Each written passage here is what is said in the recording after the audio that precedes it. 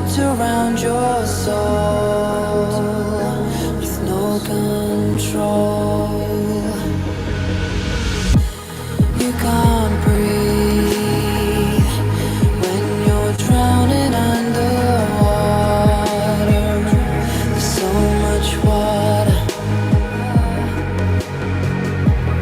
I'll run, I'll hide. Darkness always clouds my mind. When I look behind, it's moving closer every time.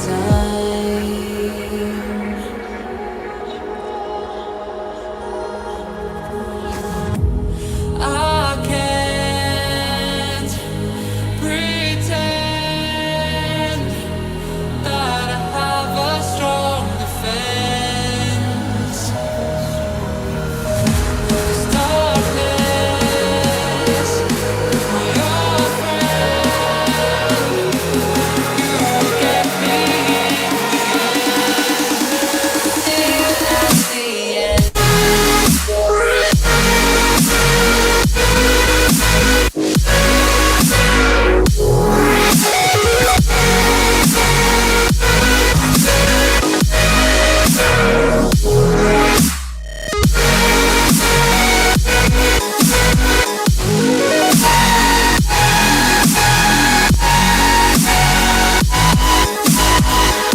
At the end.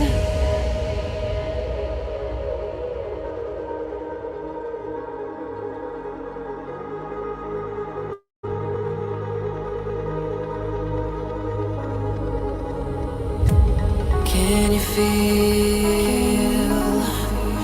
it wrapped around your soul with no control? You can't breathe when you're drowning underwater. There's so much water. I can't pretend that I have a strong defense. 'Cause darkness, my old friend, you get me till at the end.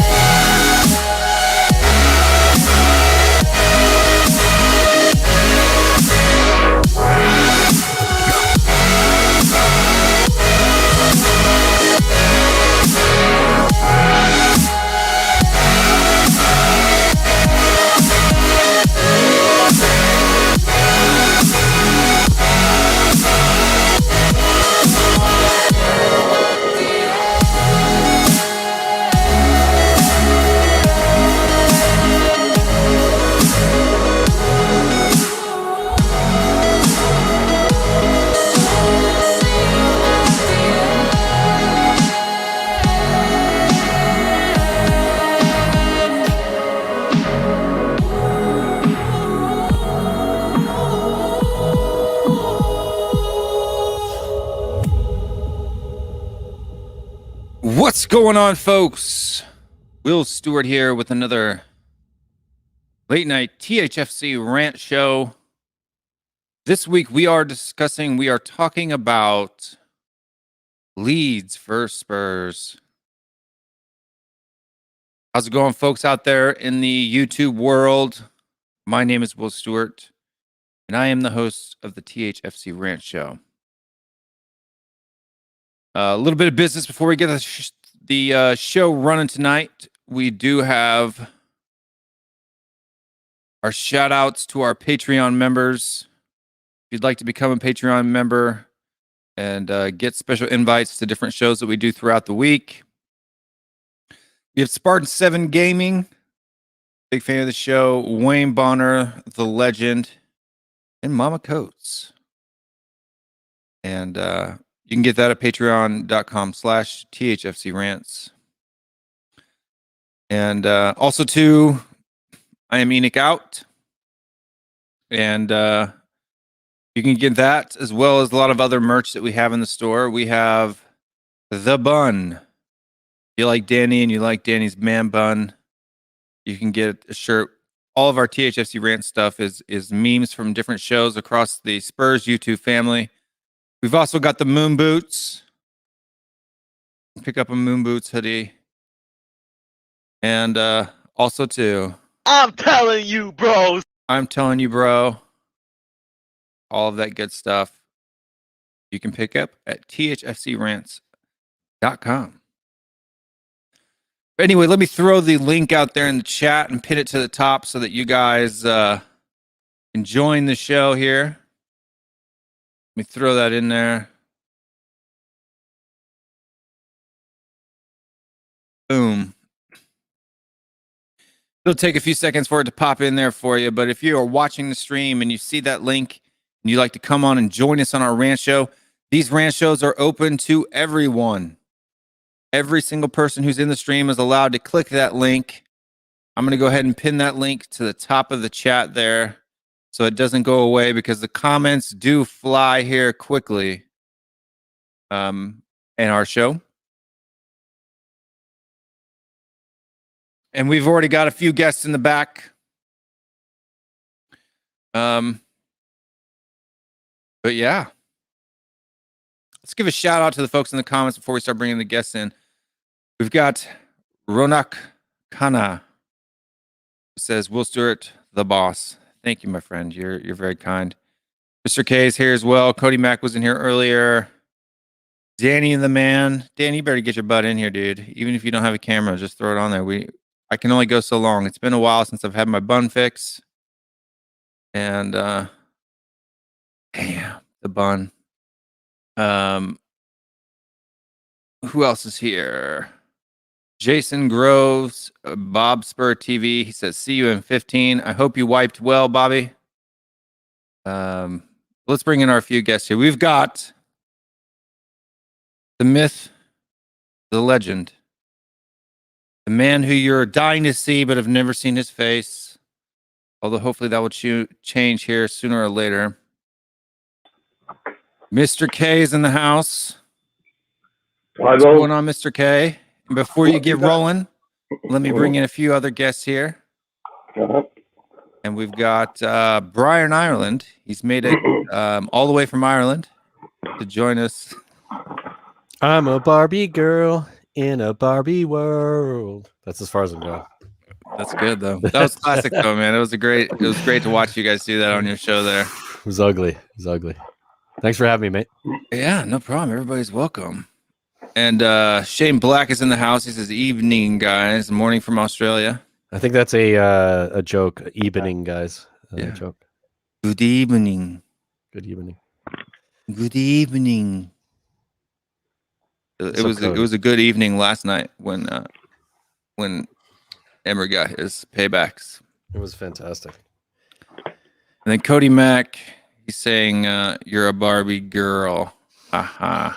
Cody did it better than me. Let's be honest. He did. He showed up. He got on the show, and he blew me. He blew me out of the water, and I thank him for that. I really do. Really appreciative of him. That's good. Cody has some skills. He can sing. He's also a handsome fella, so Yeah, it helps. It helps. He is. Do the good evening in a high pitched Emery accent. I don't know if it's set for Lamella, but we'll see how it works. But Good evening. That's pretty good, actually. It's pretty good. It's not bad. I'm into that. But anyway, guys, we've got a match tomorrow with Leeds United. And before this rant gets off deep into the woods and the weeds like it normally does, let's talk about the match tomorrow for a little while. Where's the rest of that stuff I got to throw on? There it is. Yeah, I'm. How you guys feel? I'm feeling I'll go how I'm feeling about the game tomorrow too. You know what? I'm confident, and that scares me because every time I've been confident, the team's pretty much let me down in the past, especially recently. I was confident against Newcastle. I was confident against a bunch of other things as well. And, it's I may have to turn my noise game up. The wife just got home. Well, I can hear the kids and the wife in the background, buddy. Guys, There how's we go. I my just have to eat the mic, turn the noise gate up to 26, and eat the mic. guys? How's my volume? How's my? You're fine, Mr. K. Yeah. Can you I've still used, hear back there, or just only when I talk? no, I'm using my daughter's headphones there. They've got better technology than mine, which is typical. Sounds all right. Thank I mean, you. it's not great. You're talking to two technicians here, so I think both of us are gonna like. If we're gonna be honest, we're gonna say get yourself a good microphone. But I will. reality is we recognize that most people don't recognize the value of that. So, yeah, what are we gonna Yeah, I say? spent way too much money for the level of my channel. So Yeah, but it's worth it though. You sound, Will, almost as good as I sound. almost your mic's probably a little bit more expensive than mine, to be honest. It with is you. a bit. It's a bit more expensive, yeah. But hey, you know that. You know, I have a music studio. I record vocals on this microphone for professional musicians. So What are you rolling there? It's hard to see. it's a Slate ML1, which is not necessarily something you might know about unless you're making music. But it was $1,000, so wasn't cheap. Well, I definitely know a lot of really expensive mics. I actually used to own a U87 myself Great back mic. in the day when I did some studio recording. That was one you can't not have in the locker. So on that note, I know we're nerding out on microphones here because it's sort of inevitable, but this microphone is a virtual mic, so it is designed to be very flat, and you can do a U87, you can do a U47, you can do C. What is it? What's the Sony one? C91, I think it is. You can literally. It's a modeling mic. It's a modeling mic of all those different microphones. So I actually just quite like it as a mic. I don't even use the modeling that often because I just think it's so flat. I can do a lot with it. And it has a really nice low end, like a really nice warmth to it that, as you can tell by how good my voice sounds right now, it sounds fantastic. Yeah, I've got an AT 2020 there behind me. I have a 2020 and a 4040 actually. That's what I used to use a lot. To be honest with you, Your mic sounds better than the 2020. Yeah. Well, it's actually a brand new one that PreSonus came out. It's actually got the same. So, like, if you were to roll the low pass filter and the presence boost on a SM7B, Yep. that's what this is tuned for. I know we're nerding out here, and probably most people don't care. But are you a fan of 20,000 Hertz, the podcast? If Not you're so much 20,000 Hertz the podcast. No, If you're not, I like though- YouTube more than. Okay, so here's why I asked, because they just did an episode about the SM7B and about the history of it and how it became the mic for podcasting and for YouTubing.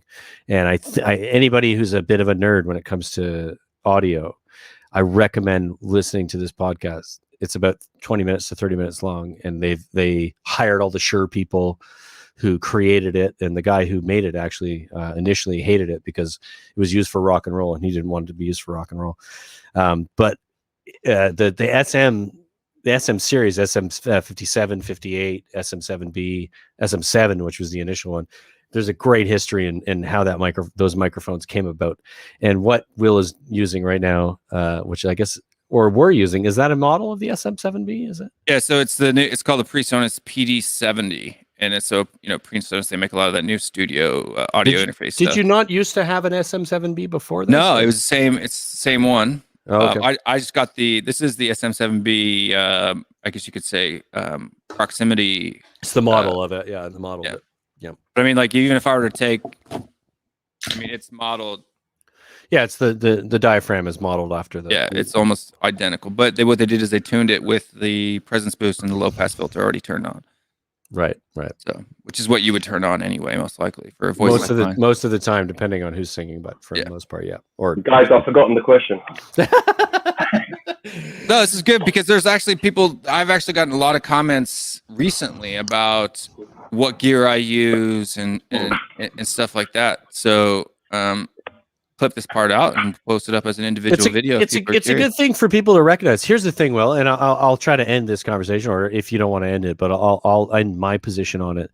I think everybody who's doing what we're doing right now, if you show up on any one of these channels, Will's channel, our channel, any channel you go on to, if you spend a little bit of money, and it's not a lot, a little bit of money. So Cody Mack has put it in the comments, and maybe you can bring this up, Will.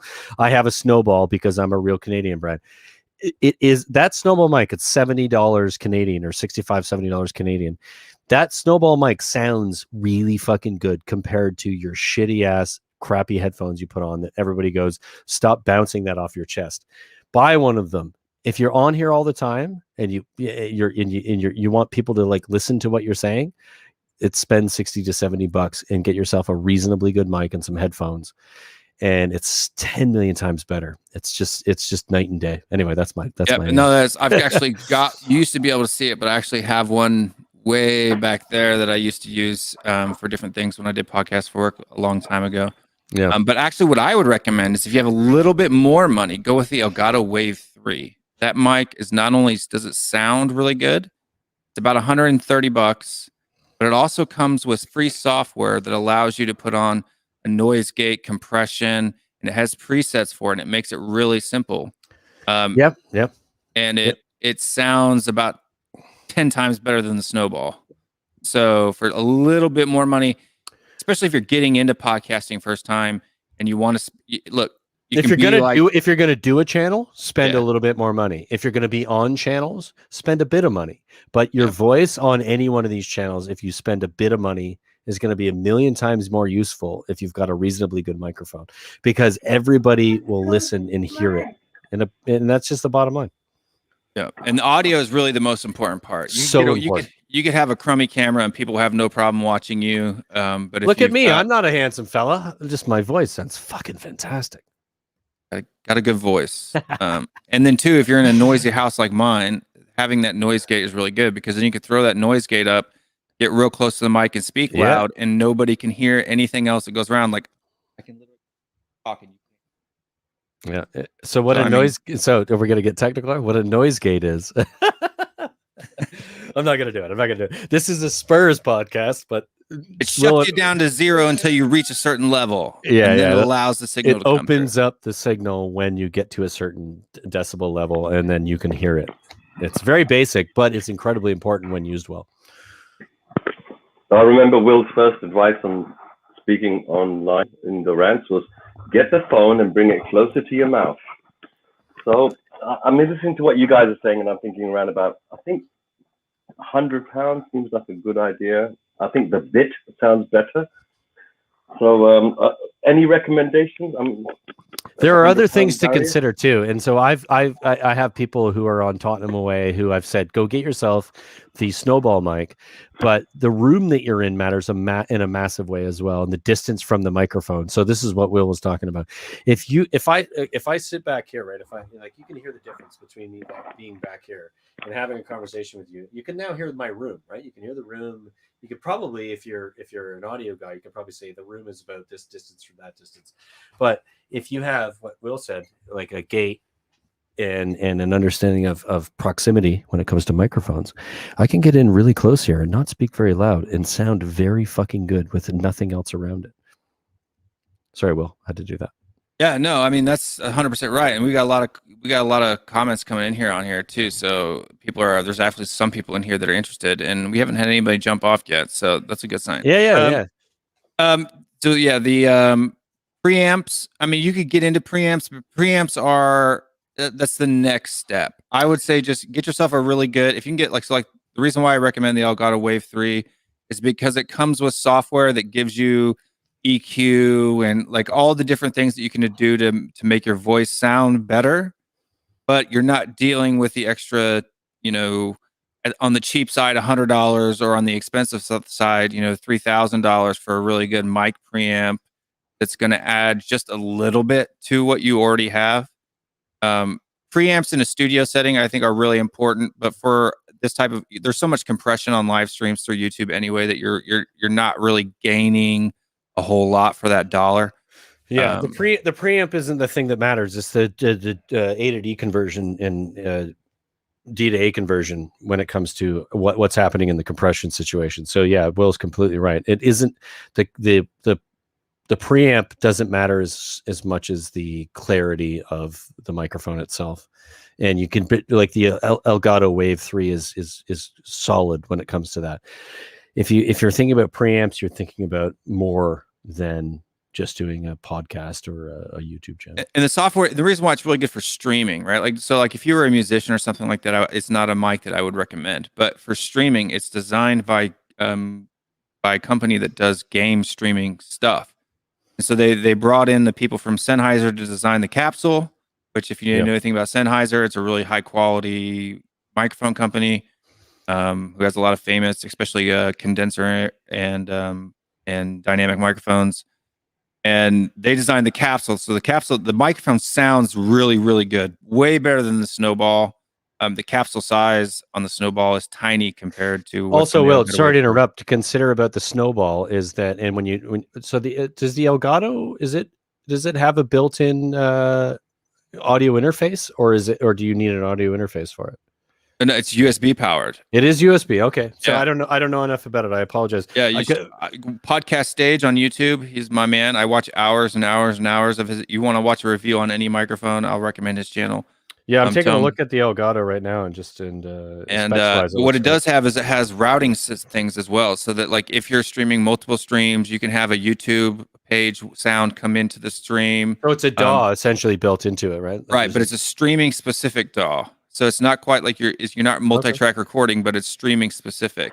So like if I want to have my audio here and my audio for the videos that I play on stream here, sends it to your output and you can decide where it's mixes going. It, boom, you throw it out.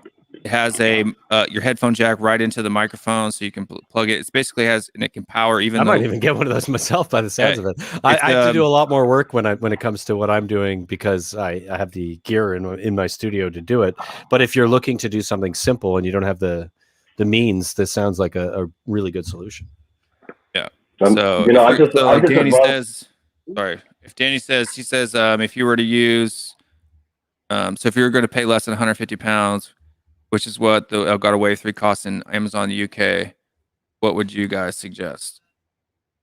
I would probably go with, is the black version of the Snowball, is that one sounds better than the white version, to be honest. Sounds better. There's a little bit more to it, but I think in this case, there isn't enough to say that like you would pick one over the other. I wouldn't anyway. I mean, I would also go with the Rode NT1. They make a little USB. The Rode USB mic is quite nice, actually. Yeah, I would say. That's probably a little bit less. I think that's around $99 US. And then there's the SM7B. Have made a YouTube version, or sorry, not YouTube, but a streaming version or a USB version is what I meant.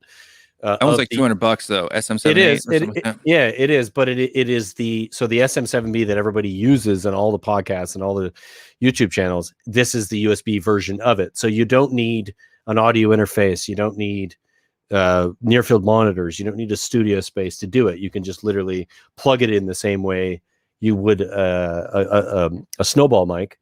But it is, the level of quality is up there. So like if you're willing, if you're going to do a channel, like if you're thinking about, I'm going to do a fucking proper channel, what am I going to spend my money on? I would consider that as an option because it is the quality of the microphone, the content of the microphone, the build of it, how they built it and why they built it the way they built it is very similar to what they did with the SM7B. You should consider it if you're going to invest and you feel like that's something you want to do. Yeah, and if you're doing a channel, like a lot of guys too, there's a lot of them are doing it off their phones, and I mean that's fine. It works great. Like you look, the point of starting a channel is just do it. Go do it first, right? Then you can worry about adding things to the process as itself. Number one, most important thing is have a laptop or a notebook or a iPad or something. Doing it on your phone is really tough. You can't use all the features that the software includes. Number two is a quality microphone. I would say that number one and number two go together, and then you can worry about the camera. If you want people to listen, though, I don't know if you'd agree with this, but if you want, this is my position on sound because I'm a sound guy. That's what I do. I really struggle when something doesn't sound good, and I'll literally turn it off. So if I'm watching a YouTube channel, if I'm listening to a podcast, and somebody presents something and it isn't good enough, and I'll literally be like, yeah, I mean, I don't really care what the content is. I'm not interested. It needs to sound good. If your shit sounds good, people will listen more. Period. That's just reality. They won't know that they're doing that. They're not nerds like Will and I are going like, oh, what mic did you use? How did you get to that point? They're going, oh, that sounds good, man. I'm just going I'm into this, like as soon as I heard Will's microphone, I've known Will for probably a few months now. As soon as I heard Will's microphone, as soon as I watched his channel, as soon as I saw him commenting on stuff, like, this guy knows his shit. This guy knows his shit. His microphone sounds really good. He knows his positioning, distance from the microphone, how to speak. All of those things matter a ton. If you're doing a channel, that matters more than you think it does. And if you're wondering, headsets can be really good too, especially with the mic that comes across the face. Those are good, but make sure you're aware of the position of Distance matters in that scenario. And not only that too, but you want to keep it away from your that's what I meant. Distance. Ambient breath. Don't breathe into it. Don't. Yeah. I argue with, or not argue. I tell Brian all the time with his nose, like, it's not an insult. He knows. Stop breathing into the fucking microphone. You're killing everybody. Because of my noise gate, I have to do that really loud to get out there. What are you using for a noise gate? So I Oxlo stream with the Go XLR. That's what it gives me. I have a 4-channel mixer on board. It's actually 12 channels, but only 4 here physical. So you're doing all that. You're doing all that pre-input to the stream, and so it runs through, and then it's got the voice changer, the soundboard, and all that stuff. And the noise gate on here is actually really good, and I can set it down. Like if I'm if at home by myself, I can put it down as low as 12. You can fine tune the settings, but it also has a master setting too. So if I need to change it quick on the fly, like I just did when my wife got home and she's hollering at kids and stuff like that, I can throw it up a little bit, adjust it, and manage it, yeah. And it takes all of the elements of that noise gate and moves them equally to that setting. So I get that, man. I was doing that with my previously before I went to YouTube. I was doing it on my audio podcast. I would have a gate on it. I'm in the room sometimes where other people are making noise, and I'm like, I just have to be able to manage it. So if somebody is making noise, I just threshold, make sure that it's not hitting where it needs to, and it's an important thing. Anyway, I think it's so nerding up right now, Will. nerdy, but the views are going up. We're at 30 folks now. Anyway. There's a lot of people here who are watching, though. I know the Danny Carioca's of the world, and I don't know about anybody else here, but I know that there's a lot of people who are thinking about doing what we're doing. And if you want good advice, Will knows his fucking shit, man. This guy knows his shit, and him and I are like on the same page, and I feel like I know my shit too. But Brian on the audio side of things knows he could really use a low f-stop lens though for his camera. Look, man, this is not a good camera. This is the fucking camera built into my computer. I know how bad it is. I used my iPhone for a bit, and it just was too much of a pain. But I am investing in a proper setup, so it's coming. For people that want to spend, like if you're and here's the thing with camera, and I'll do this real quick. Please do it, because I don't. I'm not. I'm not. The camera side of things is you want to go with a mirrorless SLR or SL camera, right? So there's no SLR because there's no refraction lengths, but a mirrorless camera. So my recommendation is the Canon M50 Mark II. Yeah. Okay, so it might. Is that what you're using right now? Yeah, that's what I have. Is an M50 Mark II. That's what I just changed to. So I already had a Canon body, but it was an older one, and it wouldn't allow you to stream. It didn't have a clean HDMI output, and it was too old for the for new app. But M50 Mark II, you buy it around the holidays, go refurbished. Wait for because what happens is around the holidays they have all these things out. They have the same warranty that a regular camera does, and you're going to pay like half the price for quality. Make sure you get one with a kit lens, and you want to go with a focal length, if you can, of smaller than 25 millimeters. Yeah. And because right now I only have 2 lights. This whole room is dark. I have this light here, that light there. Your lighting is so much better than mine. I got to talk to you about that one. Yeah. And lights too, you can go cheap at first. I'm super aware of it. I just annoyed that I haven't invested in it, and also my camera shot. And look at me down here, there's this giant space. It's super. Yeah, but if anybody wants advice, just hit me up on Twitter. Send me a DM on Twitter, and I'll talk with you about this stuff for probably longer than you want to talk about it. So yeah, we both will too, from an audio perspective. But Will knows his stuff too, so if you want to go to him, it's fine. Thank you for having that conversation, Will. Yeah, no problem. Anyway, Leeds versus Spurs. Football. Football. Yeah, guys, I'm glad you moved on from that because before this, I Mr. was K, using you two stayed plastic with us cups. the entire time, mate. I was impressed. by Guys, that. I used to use 2 plastic cups in a string, so a lot of the stuff you said went straight over my head. I nicked the headphones off my daughter while she's sleeping, and like that's the only reason why I'm on it. And will turn around and testify that apparently my previous headphones, if somebody called me midstream, the quality would go up by 50%. So Yeah, it was pretty funny. Primitive. Leeds, guys, Leeds. Yeah, I think to myself, I'm optimistic. Leeds is not a team that, to tell you the truth, I fear too much. I think they play well, but whenever they come up against us, I think we've got the quality to outdo them. They may attack us, then it's down to Lloris. He needs to make 2 decent saves, and we'll be okay. That's what it is, to take the momentum out of them, because they will have some momentum. What do you They'll think? have energy. What do you think, Mr. K, about Phillips not being involved in it? Because for me, like I mentioned this on the 2 Bryans earlier, Phillips for me, like if you take him out of that side, which we saw against Brighton, and I'm not just saying that's the only thing because there's other factors involved, but their transition between defense to offense without him is it's really bad, and they struggle. So I'd be curious what your thoughts are on that. Sorry, I'm just taking. I think even with Phillips, we will have a competitive game, but for some reason, our defense seems to have upped his game. Right now, there's a couple of teams out there with the top ranking teams. What they do is they pick on our defense and they pick the weakest person, which is mostly Aurier, and they somehow get him out of position. And that's how they get in through our back line. Dyer hasn't been making too many mistakes. Toby's going to be there, playing once a week. That's perfect for him. Yeah. I genuinely think that there's a problem with him in terms of him playing more than once a week. And I think that's one of the reasons why Toby was kept quiet for a while. I think Jose was keeping him, the cards firmly up the sleeve to play him in the final. But unfortunately, the way things were going, we were sacrificing our lead completely. And that's where Ryan's come in, and the players themselves are actually probably more suited to playing in the Premier League than they are in any cup competition, to tell you the truth. That's what past experience has shown us.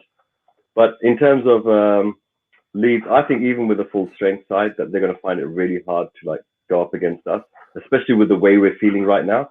Confidence is a really big issue with Spurs team. You guys can't hear me clearly, or just let me know. No, we can hear you great. We're just listening to you, man. Yeah. You're fine. Will and I just chatted for like an hour about nerding out about nothing. We're giving you your time now. So we're listening. No. 3 minutes. Guys, I genuinely believe I'm seeing good signs from the Spurs team. Fair enough, there's an awful lot of negative clouds which are floating around the club itself. But in terms of the actual team itself, Ryan seems to be singly focused on just preparing for these individual matches. And he's got the players invested in playing with one another and for one another. And that's what we need. Now, obviously, Kane has been a little bit quiet last few games, but he generally does that when he comes back from an injury. I was going to say that. I was going to say that, Mr. K. It's kind of a thing with him, right? Like, there's an expectation for him to return to form immediately, but it usually takes him 2 to 3 games, right? And I think this would be the 3rd game, and he's probably we probably see something from Harry Kane that we haven't seen. I got a funny feeling that he had injections in his ankle when he's playing in the final. Yeah, that's a good shout, actually. And the thing is that when your movement is to kind of beat the defender's mentality of where you're going to be, where you're going to go, at which moment you're going to attack. And I think basically because the team had changed slightly, he was a little bit off. He was half a pace behind where he should have been in terms of positioning. And at the same time, he wasn't fully committed to some of his runs when he was given opportunities. I mean, Delhi crossed an absolute beauty right into the corner. Absolute peach. And unfortunately, Kane had hesitated. He's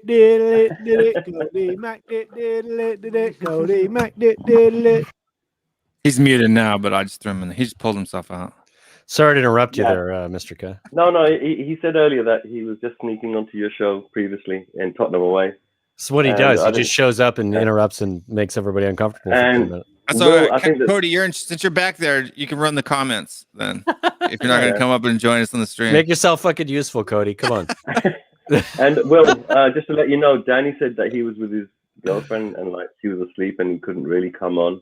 So, don't expect him to maybe unless he sneaks out out of the flat and then gets on stream, then that might be different. Danny, what are you saying, mate? Pretend you're going to the toilet, sneak down the stairs, out the door, in the garden, join the stream. But look, the way Ryan's got the team set up, they have a winning formula. They have a winning attacking mentality, and I think that's basically what it is. Is like, okay, what we'll try to do is we'll try to outscore you. That's the mentality. Now, if you think of your mentality of being, okay, even if we go a goal down, we'll try to outscore you because we've got attacking intent. Bale's pretty much said it. Look, Bale said, listen, I'd rather be playing a little bit further up the pitch. It's less distance between me and the goal, right? And Bale has got that beautiful ability as a world-class player. Guy fucking scores when he wants. Scores when he wants. What I'm saying is he'll make the space. He'll make it look easy to find the space. Normally, any striker that's up there, the defense is right in their face.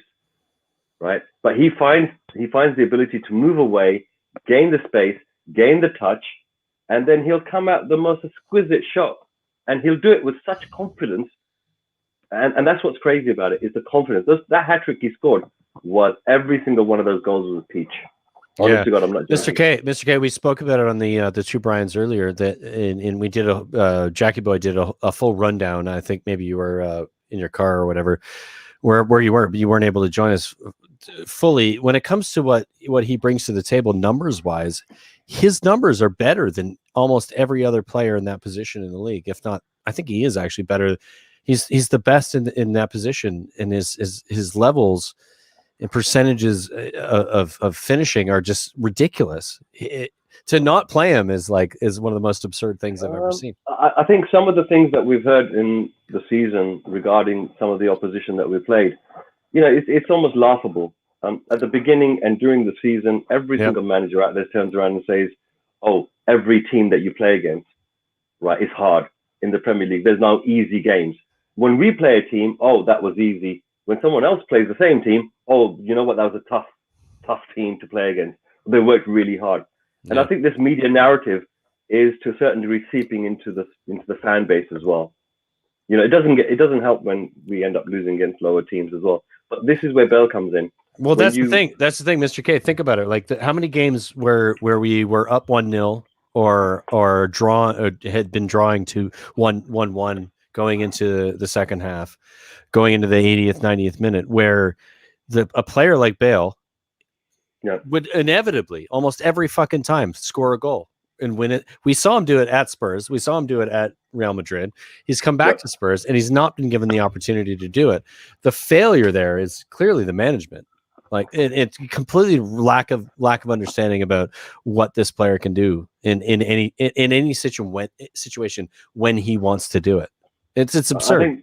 I think you're right. Basically, the style of play that he has as a player, management and positioning that was being expected from him in the previous management, it didn't suit him. Yeah, I clearly agree. We saw that. I agree. Right? Now, what's happened here is that Ryan's literally said, "Okay, we're letting you loose. We're literally letting you loose. You're older than me. you know what you're doing." But having said that, Ryan had to face some hard decisions in his life. With his injury to his skull, and having to retire. And to a certain degree, he's been brought up in Tottenham, and the way I look at it is that he's got an opportunity under Poch to come back into football as a coach. Did you say under Poch? Is that what you just said? Well, the thing was that who was the manager when Ryan came back to Tottenham? Right. So you mean you don't mean under Poch. You mean like no, Poch is an inspiration. Yeah. Poch is an inspiration. Yeah, it was basically during his reign. No, I'm just trying to get a sense of what you meant by that, because you said the thing is that with Poch being around, Poch would rely upon the coaching staff of the under 23s, the under 21s, and so forth, the youth team set up in the academy. He would rely upon them to feed data back to him to say which players are likely to go on loan, which players are likely to need some experience in the first team, which players can we use in training setups to give them some exposure, but at the same time give our players some numbers to play against in terms of practicing certain types of positional play or certain types of patterns that they want to attack with.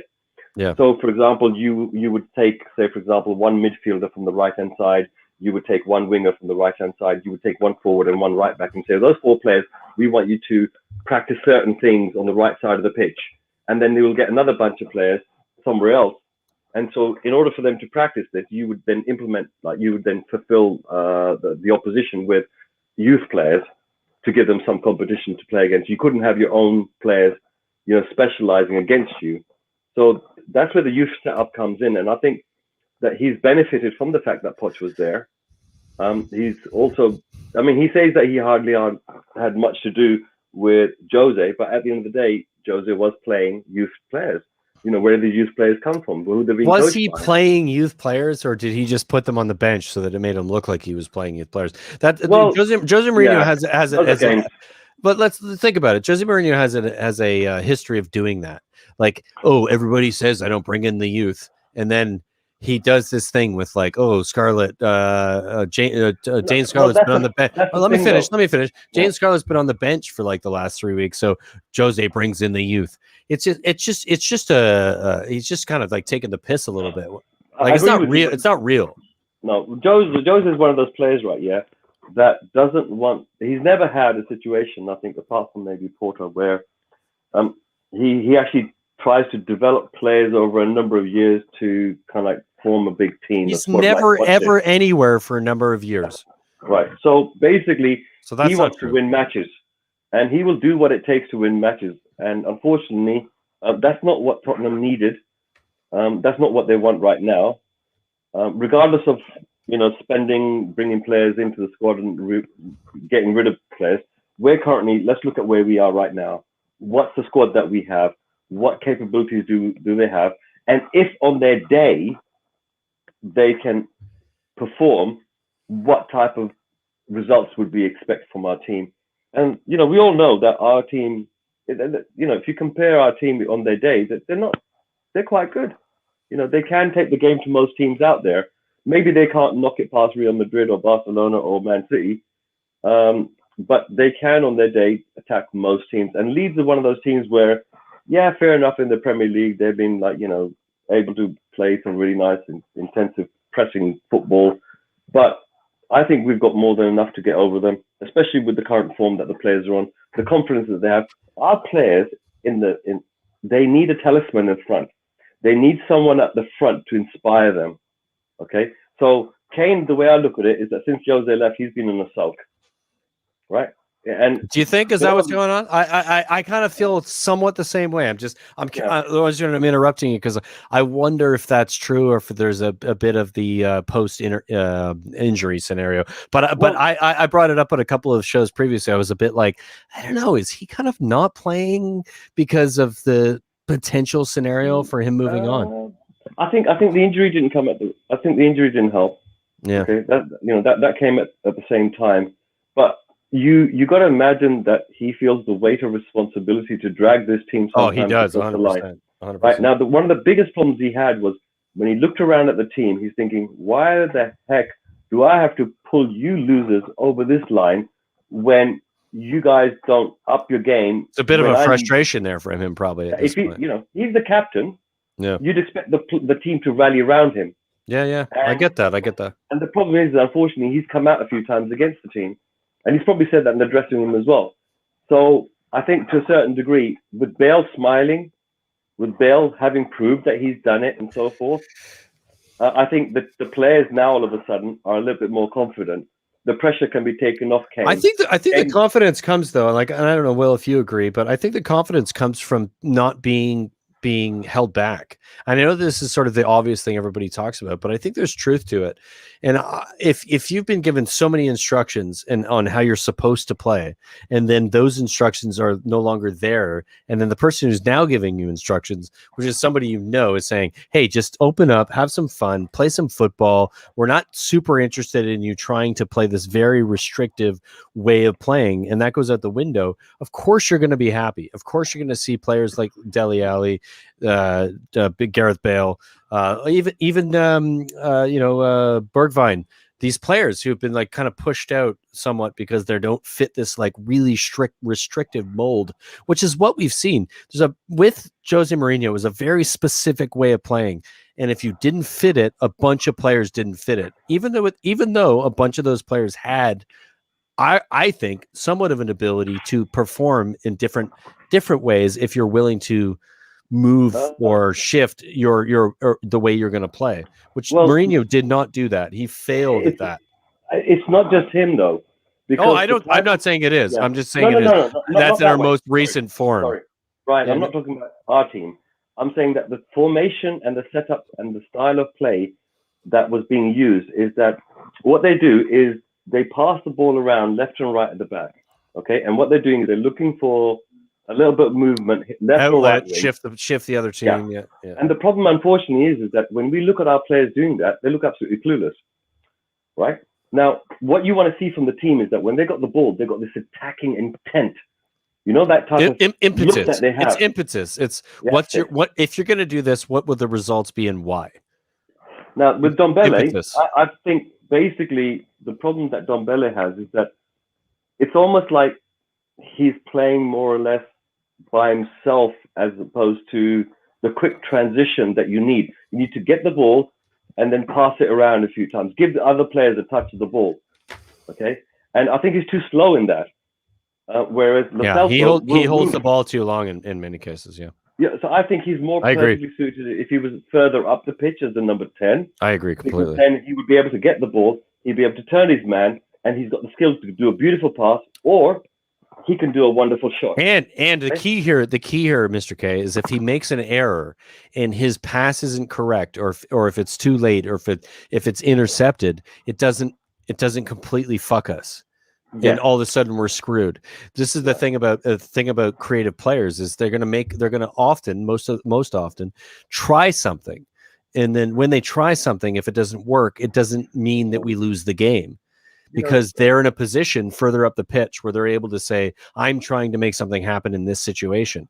If they're not in that position, if they're further back and they have more responsibility, which Dombele has been put into much of this season, that completely fucks us, because he now has to try to recuperate a very difficult situation and he's not able to do it. Whereas if you're Dele Alli or Dombele in that scenario, it's like, look, try stuff, create stuff. If you fuck it up, used to have Wanyama, now we have Højbjerg, players to kind of deal with the situation if it doesn't work. We've lost that. We've lost that ability to transition or to deal with an error because we have other players who can come in and kind of fix it, right? That's gone out the window, if that makes sense. So, I mean, do we want to get into the Ryan Mason thing now? Well, the thing is, at the end of the day, he's going to be responsible for putting the team out there for this Leeds match. So he's part of the equation right now. So we have to kind of talk about him, because at the end of the day, we can all turn around and joke and say, well, not just joke, but say that Levy interferes, for example. But Levy does not coach the players. He does not train the players. He doesn't set the mood and for the players as a team and a squad when they go out into the pitch. So the way I look at it is that however Ryan's doing it, we got to give him some kudos, because we've actually looked quite a decent team. I give him no kudos. Not one. Okay, fair enough. This is the problem that we face all the time, is that we turn around and say, well, okay, fair enough, you beat Southampton, you beat the B team in Sheffield United, but whenever you go up against any crunch matches, like for example the Man City one, you lose. That's not a good example, though, is it? It's not a good example. Well, the thing is here is that tomorrow is going to be another one of those situations where, if we beat Leeds, then people are still going to turn around and say, well, Leeds is like, they're not exactly like, top 6 club or something. It's always going to be an excuse for what we didn't do. 100%. But the way I look at it, 3 points is 3 points, 6 points is 6 points. And that's what you wanted from Tottenham all season. You wanted them to get those points from those teams that you expected to win from. So having someone like Bale, for example, up against lower opposition teams is brilliant, because he will find that magic way to unlock the defense or be in the right place and pull off that quality shot.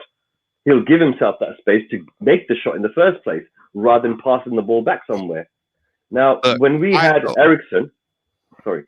No, I agree. Bale, I have no problem with Bale. I like Bale.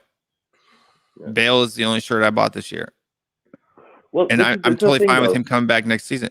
But my problem with Ryan Mason isn't necessarily anything else. Like, Ndombele is one thing. Ndombele can be, but the fact that he's freezing out Lucas Moura right now, is that what's happening though? Do we know that that's what's happening? Will, I don't. What else could it be? You're talking unless you want to believe that he got a knock. He got a knock in the biggest game of the season. Players get knocked, though. I don't off the pitch. Well, I don't disagree with you, but I think assuming that there's some sort of like conspiracy from a rational human that you are, I feel like that's a little bit rich. It depends if you're wearing a tinfoil hat or not. The tinfoil hat works, but here's the key, right?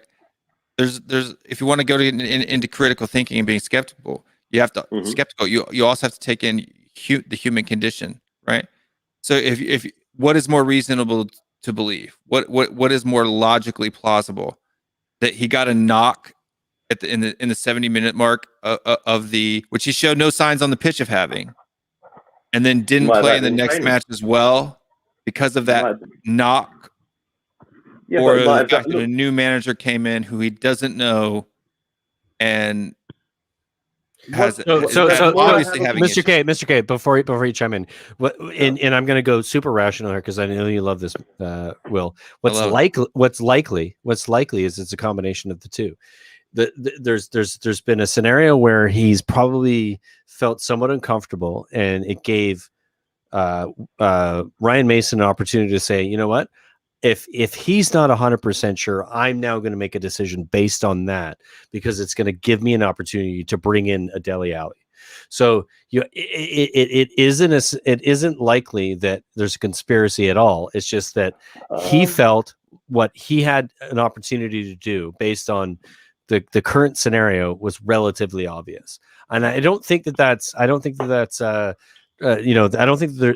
a tinfoil hat there, and I don't think that there's a reason to think that it's potentially true on the other side of it. It is almost always, if you're rational, somewhere in between where you think the craziness is true or that my position of absolute certainty is true. It's somewhere in between almost every time. So finding that look or finding that space in between it is where we can come to an agreement where there's potential for truth. Brian, him playing Winks in the midfield in the cup was a message to everyone, the whole team, and that is, I will play these players.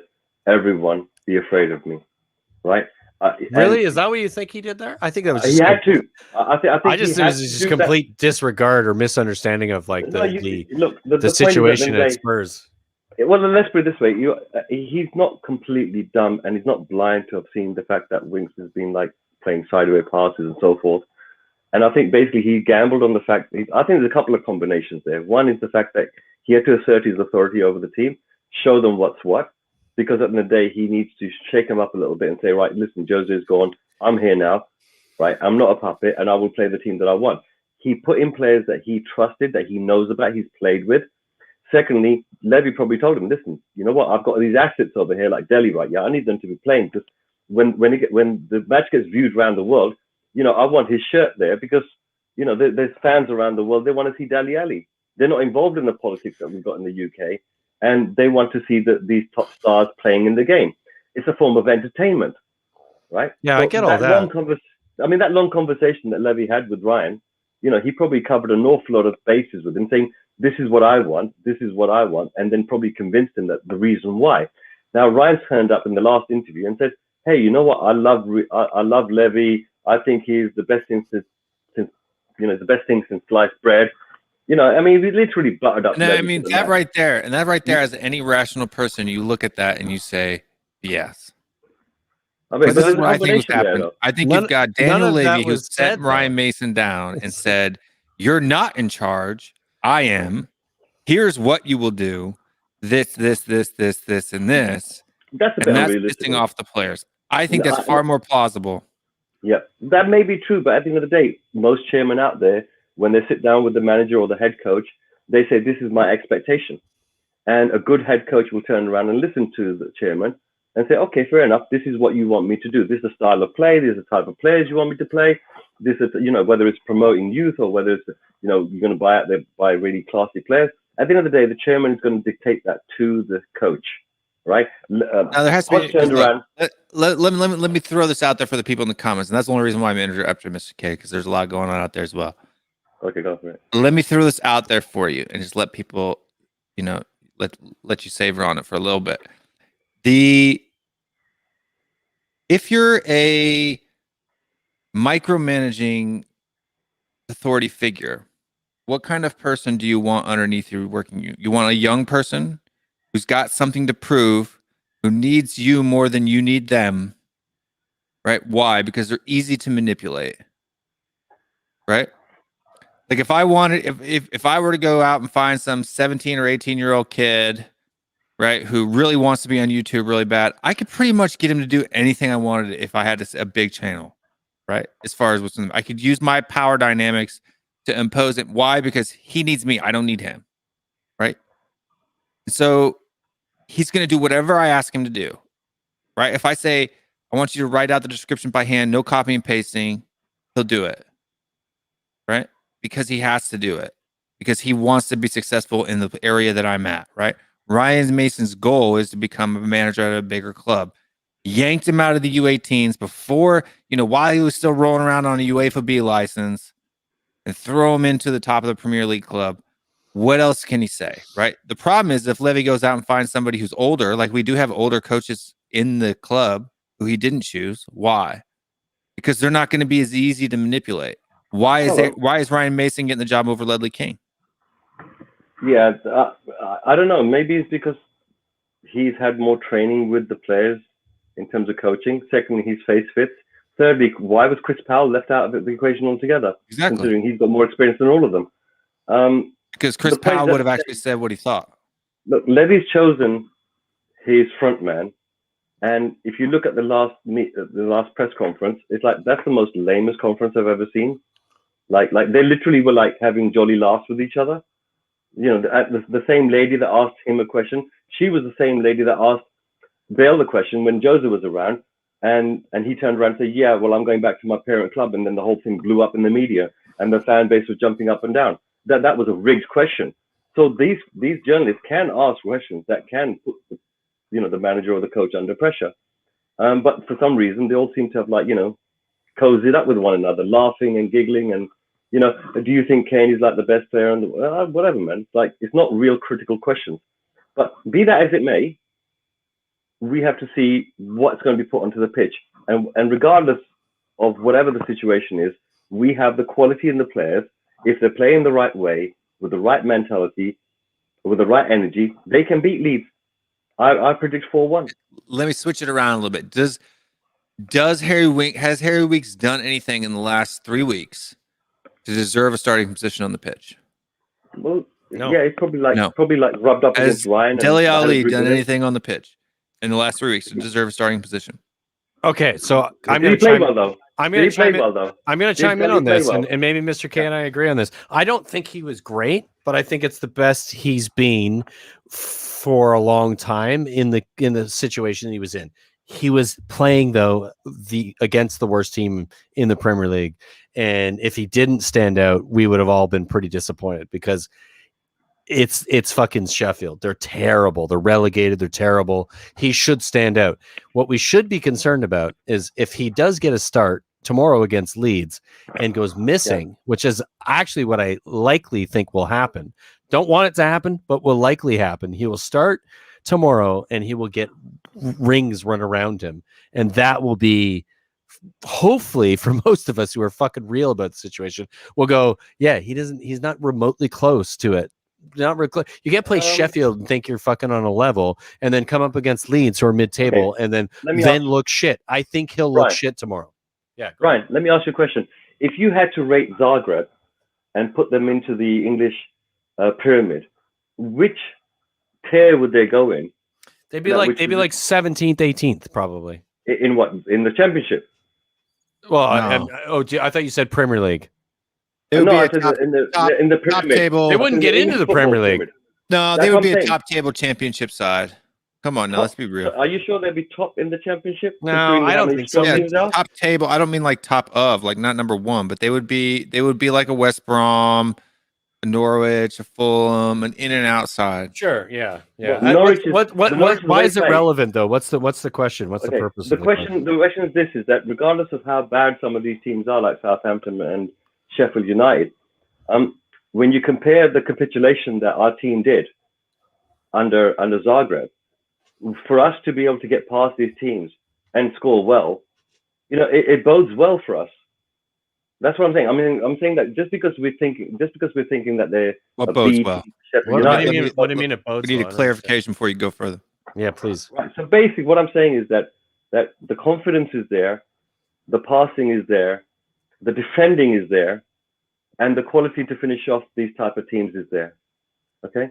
So I see that the team is going to get stronger, and they're stuff that they are. The thing about the final, that was a stitch up. We all know it was. Yeah, that was Levy's instruction to Ryan. I don't care about the cup. I only care about the league. Okay, so that is black and white. You can see why Winks was being played there. But in terms of Delhi, right? Yeah, I mean the guy was defending right back. He was everywhere. He was on the left wing crossing balls in. He was in the middle. He was in the right. He was in the back. So he was showing that he wants to do it. Now, fair enough. Why didn't he show it before? It doesn't matter. Let's look at what's there now, because we can talk about what happened in the past till the cows come home. Right now, I'm looking at the team. I'm looking at the confidence, and I'm looking at the talisman, which currently is Bale, and it's not Sonny or Kane. That's interesting because those are the two players that love Jose the most. Bale seems to have definitely some sort of grief with Jose, because every opportunity he gets to rub it in, he rubs it in, right? In the interviews that he does. He rubs wasn't it getting in. played enough, right? Well, that's his point, and everyone else's point as well. They're What's saying, the what would have question here, happened? though? What's the question here, Mr. My K? question here is that I don't doubt. I know that I think that the performances we've had so far, they show that the team currently is playing well, and that when they go into Leeds, we're going to be seeing good entertainment, a good fight, and we have the quality to overcome this team. I agree with that, but I'm like, well, Well, of course we have the quality, but we've had the quality to beat half the teams we've lost to this season. No, what I'm saying is, on we should be recent in like performance- second if we had used our quality properly. I'm talking about the two games we have currently played under Ryan. Right. Okay? Dude, it's So- Southampton and Sheffield United. That's my point. Form-wise, That's my the point. worst I two said- teams in the league at the moment. Yes, I agree with you, but at the end of the day, 3 points is 3 points. Getting over the line is getting over the line. We've shown in the past that even against the crappy teams like Zagreb, for example, we can go for like 90 minutes and still lose 2 goals and go into extra time. We've shown that we can flop against teams, but we haven't shown that in the last 2 games against these teams, right? I see the fact that we are actually improving. Look, the point was being made, right? Yeah, that if we got rid of this manager and we got some other manager, any manager would get more out of this team than what the previous one did. That was the argument that was being made. Whether people agreed with it or disagreed with it, that was a valid argument. It's like, was the team being utilized or being encouraged enough or being put together, whether they're getting pat on the back, whatever it takes to get them to become confident again. And what I'm saying to you is that Bale is a talisman to the rest of the team that Kane is not right now. And because of that, it builds confidence in the team. And some of these players that are currently being played, they've played with each other before, and they're back together again. And they've had a few run-outs, so they've got their leg, the rustiness is out of their legs. Well, I got to And I step out for a believe- second. Sure. Talk about the rustiness. Bob, get on here, buddy. So I believe that we will beat Leeds. This is what I see. And I see an upward trend here. And I don't want to be so quick to dismiss, it was a Sheffield B team. It was a Southampton team that's this. We've gone up against teams at the bottom of the league before. And we still got collated. Even when Poch was at his best and, we last game of the season against a relegating Newcastle side, they still managed to whoop us 5-1. So this idea and this notion that just because these teams are a B-rated team or they're not so good Southampton team, that we are expected to win against them, that expectation hasn't been there all season. Oh, the expectation's there. They just haven't been living up to that expectation. My point is that the fear factor and the proof of the pudding of actually getting past the line. Right, but we that has proved nothing to it do with wrong. Ryan Mason. That has everything to do with the squad we have on paper. Yeah, but that paper doesn't mean anything if the confidence is not there in the team and they don't believe that they're going to be willing to put their foot out or have some studs put across their face. These players are willing to go through that, and they're willing to go through that today. Now, that maybe they weren't able to do it or being willing to put up with it before, whatever the And that's reasons were. fine, but what I'm saying is Ryan Mason doesn't get the credit. And when I'm sorry, I just can't. I cannot. I mean, I agree with you that Ryan Mason, he's not the one on the football pitch performing. Okay, he's basically. I mean, I'd rather see a paper cut out of Pochettino on the sideline, to be honest with you. But he's not there though. Mason is. So whatever he is that's doing, why I said paper cut out. Whatever he is doing in training is sufficient enough for the players to believe that they, as a team, can go out there and compete. And it's always about belief with our But players. I think people give Premier League. Not what Ryan Mason does can be completely different because he's young and more involved. But 90% of EPL training sessions are run by the coaching staff, not the manager.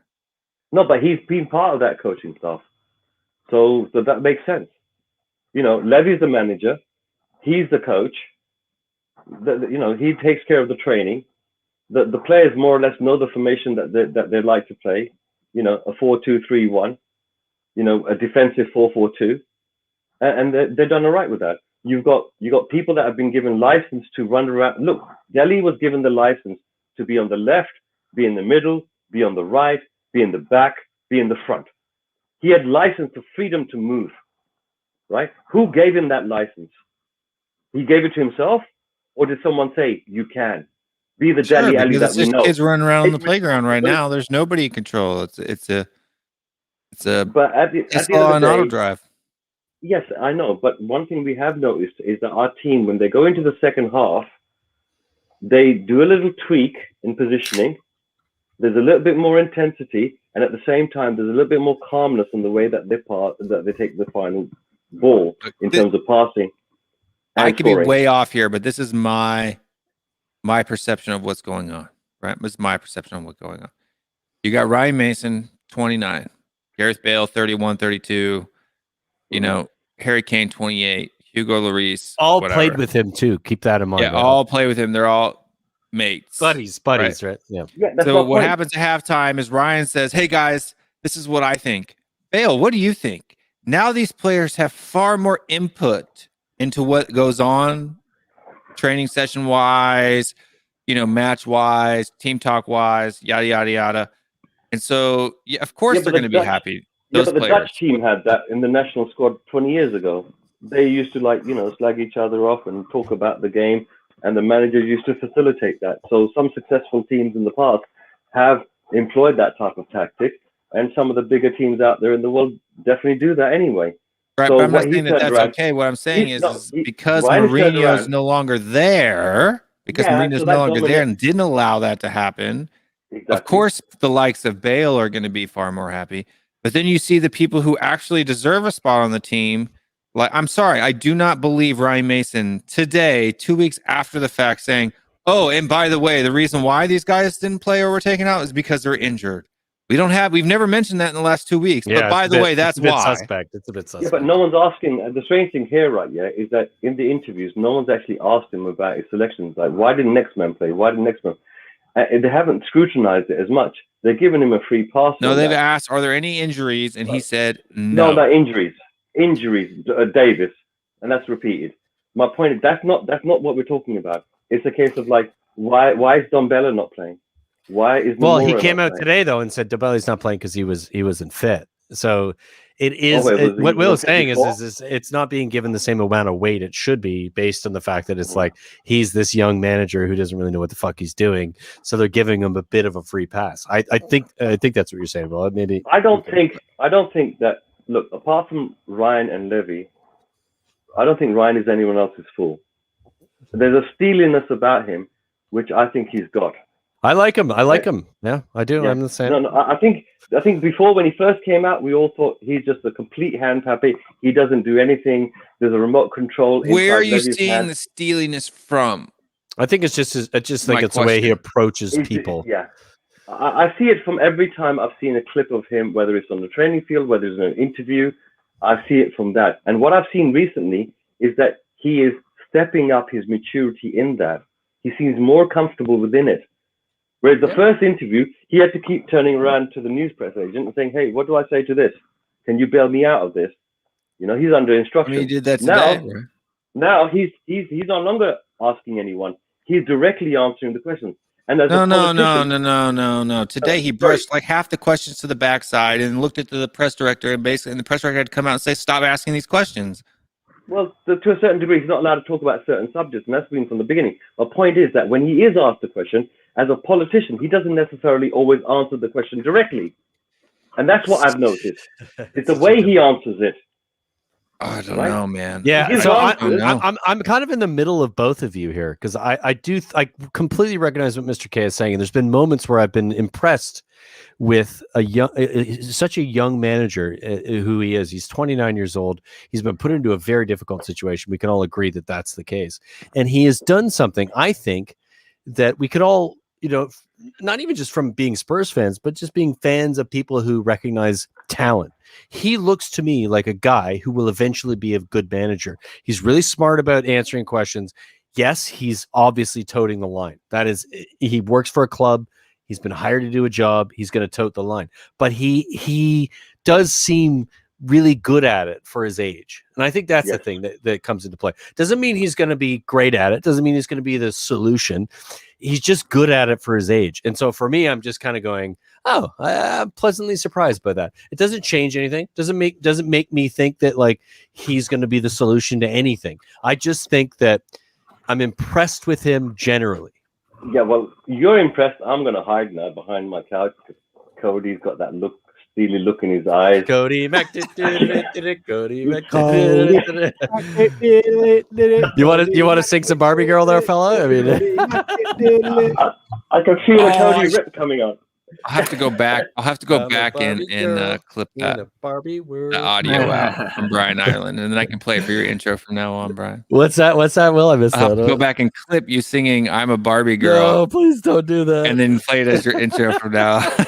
Never do that. You know what? I accept it. It's fine. If you're gonna use a take, make sure it's the first one that he did. It's so bad, the first one. I was struggling through that one. Yeah, there wasn't much confidence behind that one. I was trying to get my way through it. Anyway, go on, Cody. Look, the whole Ryan Mason thing. This guy's been put in an impossible position. I don't know what you guys expect him to say to some of these questions in the interviews. When he came in, he was being asked about the ESL. I mean, what is he supposed to do? Tell the truth? That what Tottenham tried to do was... Got to toe the line, right? Got to toe the line. You say no comment. No. You can't do that, though.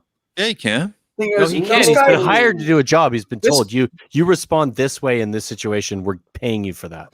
This guy has a family to think about. This guy has a career to think about. He's 29 years old. Career or not, you cannot. Nobody has to come out here and polish up Levy's bunghole here and start kissing on it. Yeah, he kind of does though. He kind of does though. He kind of has to do that. That's his job. Honestly, I think you're like shooting the wrong guy there. You're shooting the messenger. Like, who is this Holstein person in the middle here? I don't know the name. Jason Groves. Oh, Jason, what's up, Jason? That's my pride and joy. That picture. Let me turn It's a brilliant picture. I just don't see your name, so I didn't know who we were talking to. Oh, I don't know what. There you go. There it is. My team signed number 4. Nice one. Okay, nice so one, like this comment here. 29 is old enough to have morals. So what do you expect this guy to do? Okay, are you supposed to? You're expecting him to say, "I want Enoch out"? No, It's not going to happen. Are you supposed to? You expect Ryan Mason to go into a press conference and say, "Not what I'm Daniel saying Levy, Daniel Levy is a parasite"? I mean, I'm not telling him to go full content on somebody. If this was an experienced manager making the same answers, we would not say anything about it. We are just discounting his responses because of his age and the position that he's been put in. He really hasn't had a misstep in the media, right? It's not a big deal. Look, it's not a big deal for a manager to say that Levy loves hear from Will. Not a Will. misstep. I want to hear Will's position on this because I'm in the middle of it. How did Pep Guardiola handle his press conference? Sorry? About the ESL. How did Pep Guardiola handle his press conference? How are you comparing fucking Ryan Mason? You can't compare what Pep said to what Ryan Mason said. Why? Because a 30-year-old can't be as smart as a 50-year-old? Why not? It's not a matter of smart. The dude was in the job for like 5 minutes. Pep can afford to get himself fired. He won't have any financial trouble the rest of his life. He has nothing negative to worry about the ESL. What did Pep say negative about the ESL? Pep can do whatever he wants. Oh, this is what Exactly. Pep said. Pep gave the Whatever he best wants. non-answer ever. But he can do whatever he wants because No, he no, is no, no, Pep no, Guardiola. no. Listen, this is what Pep Guardiola did. He gave the best non-answer ever. He said, the heart of football is the fans. And we all of us here come out and we work for the fans day But in and day out. if you're Ryan Mason, you don't even have that option. Yeah, Why? but Why can't you say that? Will, you No, can't you compare. can't do that. You can't I would compare the say- answer that Pep Guardiola gave to Ryan Mason. It's absurd. I hold right, everyone to that's- the same authority. Will, The same that's- I opinion love have you, mate, myself. but that's No, absurd. no. That's like blaming a 12-year-old for not being He's as 30 eloquent years as old, a guys. 50-year-old Come on. in a He's been in speech. front of the camera his whole life. He's his whole 29. adult life. It's his first What, fucking in- job as being a fucking a No, manager. you're No, being sorry. way You've too lost the harsh. plot here a little bit. No, Will. I've not lost the plot. You don't Yeah. get your Dude, inexperience is guys, not an excuse. the reason for why It's it. an everyone's 100% angry- an No. excuse. 100% is. Guys, How the is only it reason not why an you're excuse? angry is because of Winks. Let's face it, he played Winks in the final. That's why everyone's angry, Stop blocking. right? And they're looking for everything to throw at I'm him. over that. I'm not Yeah, I angry know. at him for No, that. not He you, did not what you, he Alex. did. Not you, sorry, Jason, not you. I'm saying that a lot of the fan base, they became upset because he played Winks in the final, and because of that, they're looking for any excuse. Why is Dombella not playing? Why is Moro not playing? Why is he not doing this? Why is he not doing that? No, Let's look at what he is doing. No, I No. think Will rewind it. genuinely I have all the was- footage. No, I've you're been against asking- him since day one. What you're asking Ryan Mason to do is commit career suicide for the sake of what? He's already he committed hasn't, career though. suicide. No, he How No, so? he hasn't. No, he hasn't. Also, you think any other club in football is going to take him serious now? Do you What? honestly So you think he's- his managerial career is over now because he took an interim position? No. We got a big echo there, Eugene. Yeah, whoever's Somehow. got their shit left over, turn it off. Or turn off I'm- the YouTube I'm side of it or fairly something. certain, It's about worst 25 case minutes long. scenario, his old job's still there for him at Tottenham. Okay. Yeah, he can manage the 18-year-olds. And work his way into man. Like, Yeah, I- 100%, 100%. dude, honestly, I just think you're really, really gunning for the guy, and I don't know why. Yeah, what's Well, up with you, Will? Come on. I'm not. Explain I'm yourself. gunning for the guy based on what he's done. Right? I'm sorry. He hasn't I had hold a people chance to do accountable for anything. their He's a choices. fucking interim manager What are at you 29. talking about? He hasn't a chance to do anything. He's 29. He's an interim manager. He's had literally this chance in the last fucking. No. and what's week he and done a with half. his chance? What are the choices that he's made? Yeah, I think he's made Well, I pretty good mean, choices. like, to be They fair, claim wings. He's he's made won mistakes, two but and he's lost made one. pretty good Sissoko, and Well, Lo let's, Celso. He's won I two mean, out of the to three be games honest- he's played. Will against There's- Southampton and Sheffield won United. 2 out of the 3 games he's played. You could have swapped managers in the cup final, and Pep would not have been able to beat Man City using with Tottenham's squad. There's no way that we were Oh, winning. that I don't- There is I no don't- way. no. 100%. There's no way. No, 100% true. no, Cody on point, spot on. no. Yep. Not spot I on. missed that. What did Cody? Not spot on. Why isn't it spot on? You think? Why isn't it spot on? You Because think we Pep had Guardiola momentum could have taken our squad? This is the point. You think Pep Guardiola could have taken our squad that we currently had against City's squad against Ryan Mason. City squad with Ryan Mason? Because 100%. Ryan Mason wouldn't have had to do anything We in would have that won that scenario. final right then and there. He wouldn't have. Come on, mate. He wouldn't have had to do anything. You're just. This is just for YouTube. Fucking. No, it's not for you Yes. to. I am not. This is not Come on, clickbait man. at all. I'm You're 100%. Let me absolutely explain why. fucking full of shit. You got to give me completely the ability All right, yeah, to go on, sort it out, right? right. Talk shit. Go. Talking shit is that Luke. They're two most important. Their most important center defender and the most important midfielder were both on yellow cards.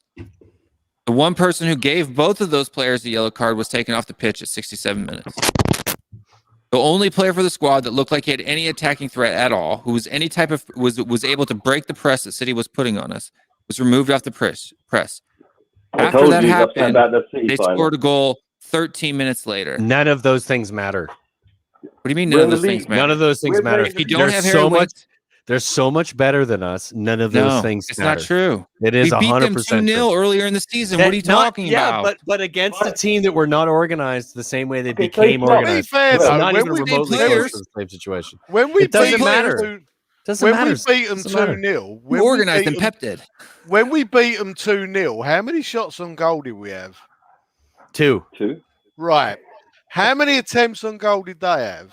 Same 7. as they had in the final. If their shooting boots were on and one of our that was at the point of the season where we were riding high on the fact that 2 of our players couldn't fucking miss. Jason, you know what? Our Also, football was atrocious. can I add it to? No, to Brian that? Ireland Hang on. said that there's no way our squad beats their squad because their squad is too good, and that's not true because we did beat them 2-0 earlier. No. It comes down to context. In the moment in the league at that point in time, every team was struggling. They were trying to figure out who they were. We were lucky. We were very lucky in that moment that we were able to be better than all of the other teams that they would eventually be. The best teams in the league became the best teams they could be and were clearly better than us. 100%. Pep doesn't start wings. 100%. Doesn't bring No, on he wings. made a mistake. He made a mistake in Pep one doesn't game. take off right? Mora. No, he made a mistake starts in Bale. one game. Look, my point is 100%. he made a big mistake. Well, maybe in Mora one game. did get a knock. That's why he took him off. I mean, he said he had a knock. Who said Maybe he had a knock? Mora said he had a knock? No. I want to hear it out of Lucas Moore's mouth. I don't believe a word Ryan That's Mason what said. Ryan Mason said, though. I mean, look, 2 weeks later. right, but I just honestly, mate, Come on, Will. I take people on face value, and as far Come as on. I know, No, you have he's to have not a reason. liar. You shouldn't trust people on face value ever. Yeah. They You have got to give you a measure it. reason Got to to be trust you. make it demonstrable. Don't take things for the sake of it. I Listen. agree with Will on that. No, I don't I take have- things for the sake of it, but I've got also no reason to believe he's a liar. I do. Why? Okay. Okay. Listen, the way I would summarize it is, I have absolutely, say things like that. Hang on, I hang on. have no problem holding Ryan Mason accountable for the mistakes he makes in terms of his management, but taking and absolutely crucifying him for what he says in press conferences is completely unfair. Completely unfair. Yeah, I agree. I don't think that it's unfair. He's the one making those statements. Sorry, Lockman, what are you trying to say? He doesn't have to make them. I look forward to the bald Wednesday. Yeah, that'll be a good one. But that's even Again. if you don't know he's lying as much as I don't know he isn't. You can't make a claim, and you know this. No, you know I'm, this. I'm Will. not making a claim. You are. I'm, You're No, making a claim that he's lying. You're making a claim that he's lying, aren't you? I'm making an assertion. An assertion is a a claim. rather large one. Similar, but not quite. No, it's Come on, Will. Now I you're am moving the making goalposts here. You know an logic. educated man. assertion. You know It's not moving logic. the You can't. goalposts. You know logic. You can't just fucking make that determination based on something that suits your position. You recognize that this is fallacious. If you don't, you're fucking lying to yourself and to everybody else on this. No, I don't. I can't know for certain anything. Agreed. Agreed. Yeah. Agreed. That's the point.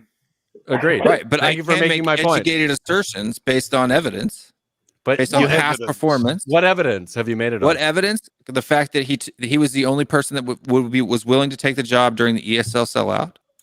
Right, so that means he was the only one who didn't care. How do you know that? You just made an assertion based on no evidence. Maybe he was the first you person just I asked, asserted and he said that he yes. made a decision on something you don't know that So you're he made. telling me he's the most qualified person for the I'm job? saying that you No, made an he's assertion the- that you don't he's know. the You least- don't know it's He's the true. least experienced.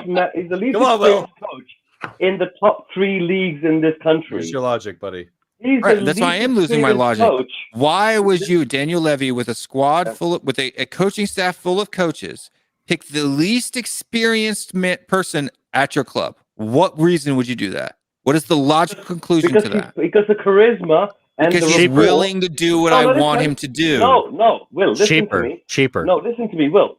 Levy, look, forget Levy for 1 second. Ryan Mason by himself, regardless of his inexperience as a coach or a manager leading a team out, he has got a connection with a lot of the players. And when he talks, they will listen. And when they talk, he will listen. There's a mutual respect, right? Now, that is something. When you look at quality players, Especially if the dressing room was broken, maybe he thought we could go in there and at least unite them. And Ledley King couldn't do that?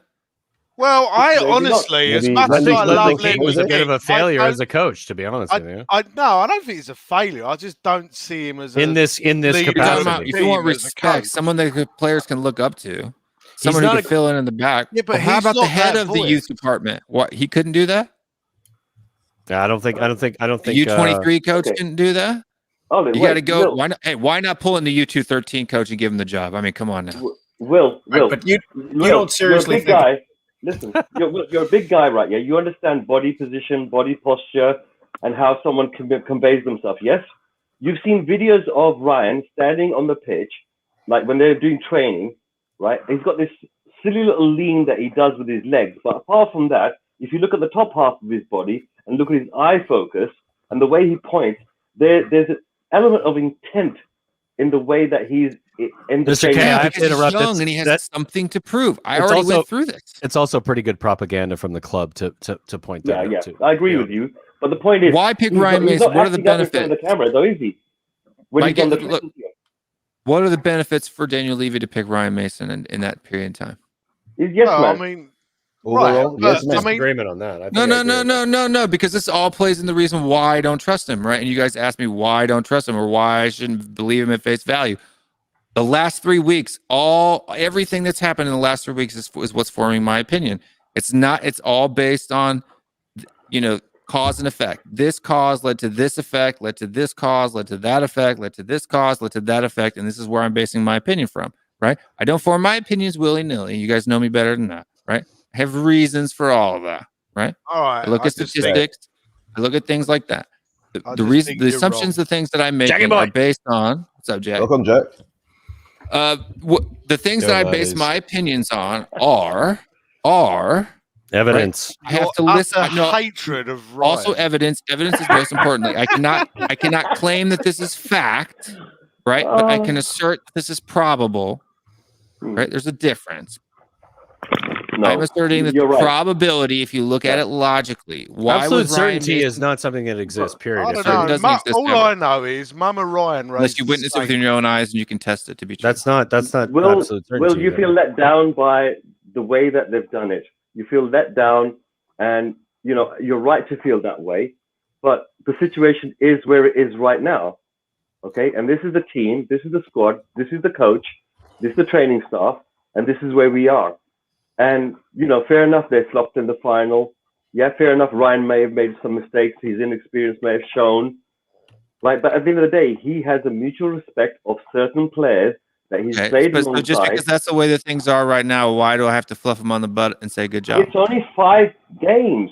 It's not like you're going to bring in Benitez for 5 games. No, are you? it was after he beat Southampton. People were talking about give him the job forever. That's insanity. That's Yeah, insanity. Look, People were doing it that's after he beat Spurs. I don't think Sheffield anybody United. here Give him the disagrees job with you, Will. forever. Will, You're I a don't think 5-year that's- contract. Okay, That's the fine. nature. People are That's saying, the But if nature. Ryan he didn't gets say top that. 4, do we I give don't him the think job? anybody here thinks that that's an irrational position or a reasonable Ryan position. didn't If say they that. Look at the number do, of people. Look at if the you number do, of people you're a that fucking still idiot. think.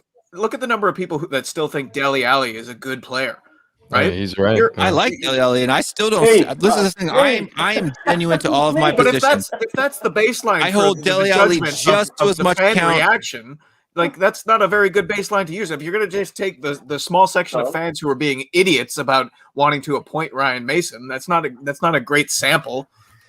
Yeah, they just make a lot of noise, unfortunately. Look, So then why Dele, are from people his defending performance- Ryan Mason? What reason does you need to defend him? Because I What has don't he done think to it's deserve defense?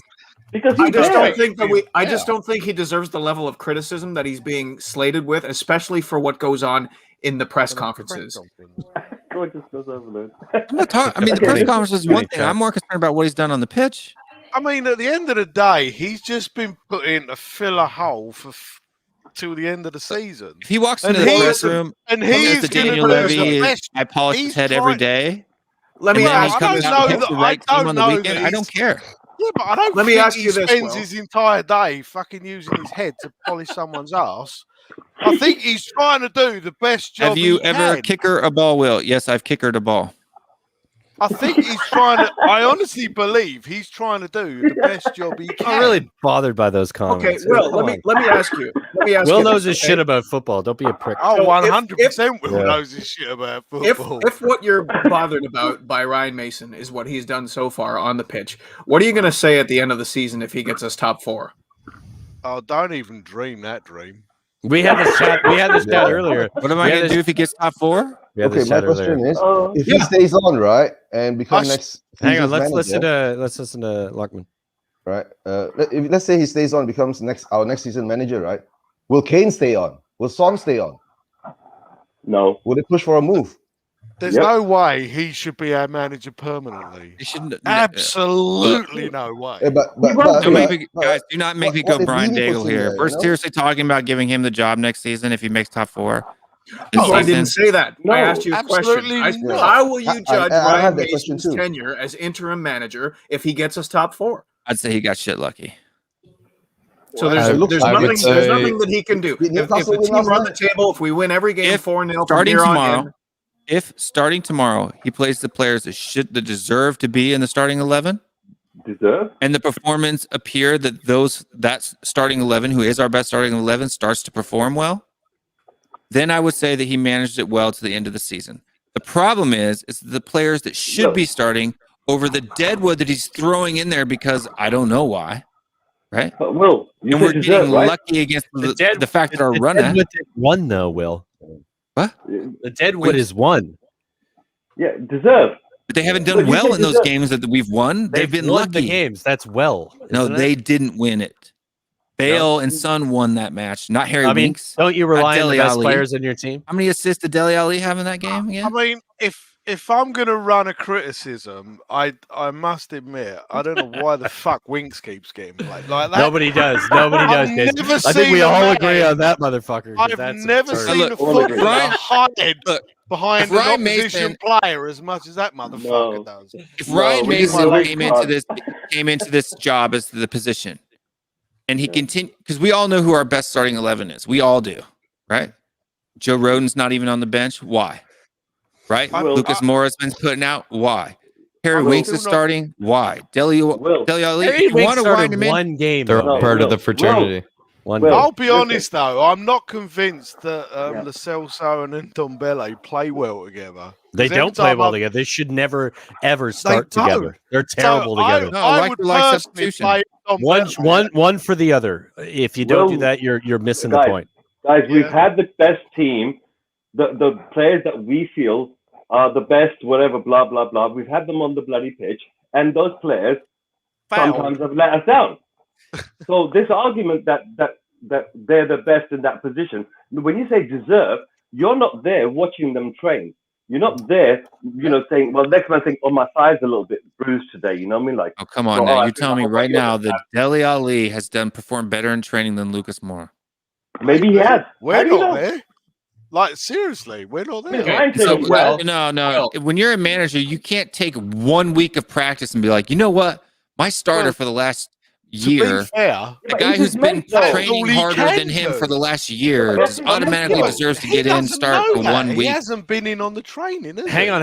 He can only take Let's what he point sees. something out here. Let's point something that's very obvious that I think we should consider. If those players that we think should have performed in that scenario haven't performed, we've lost. We're shit as a club. We're terrible.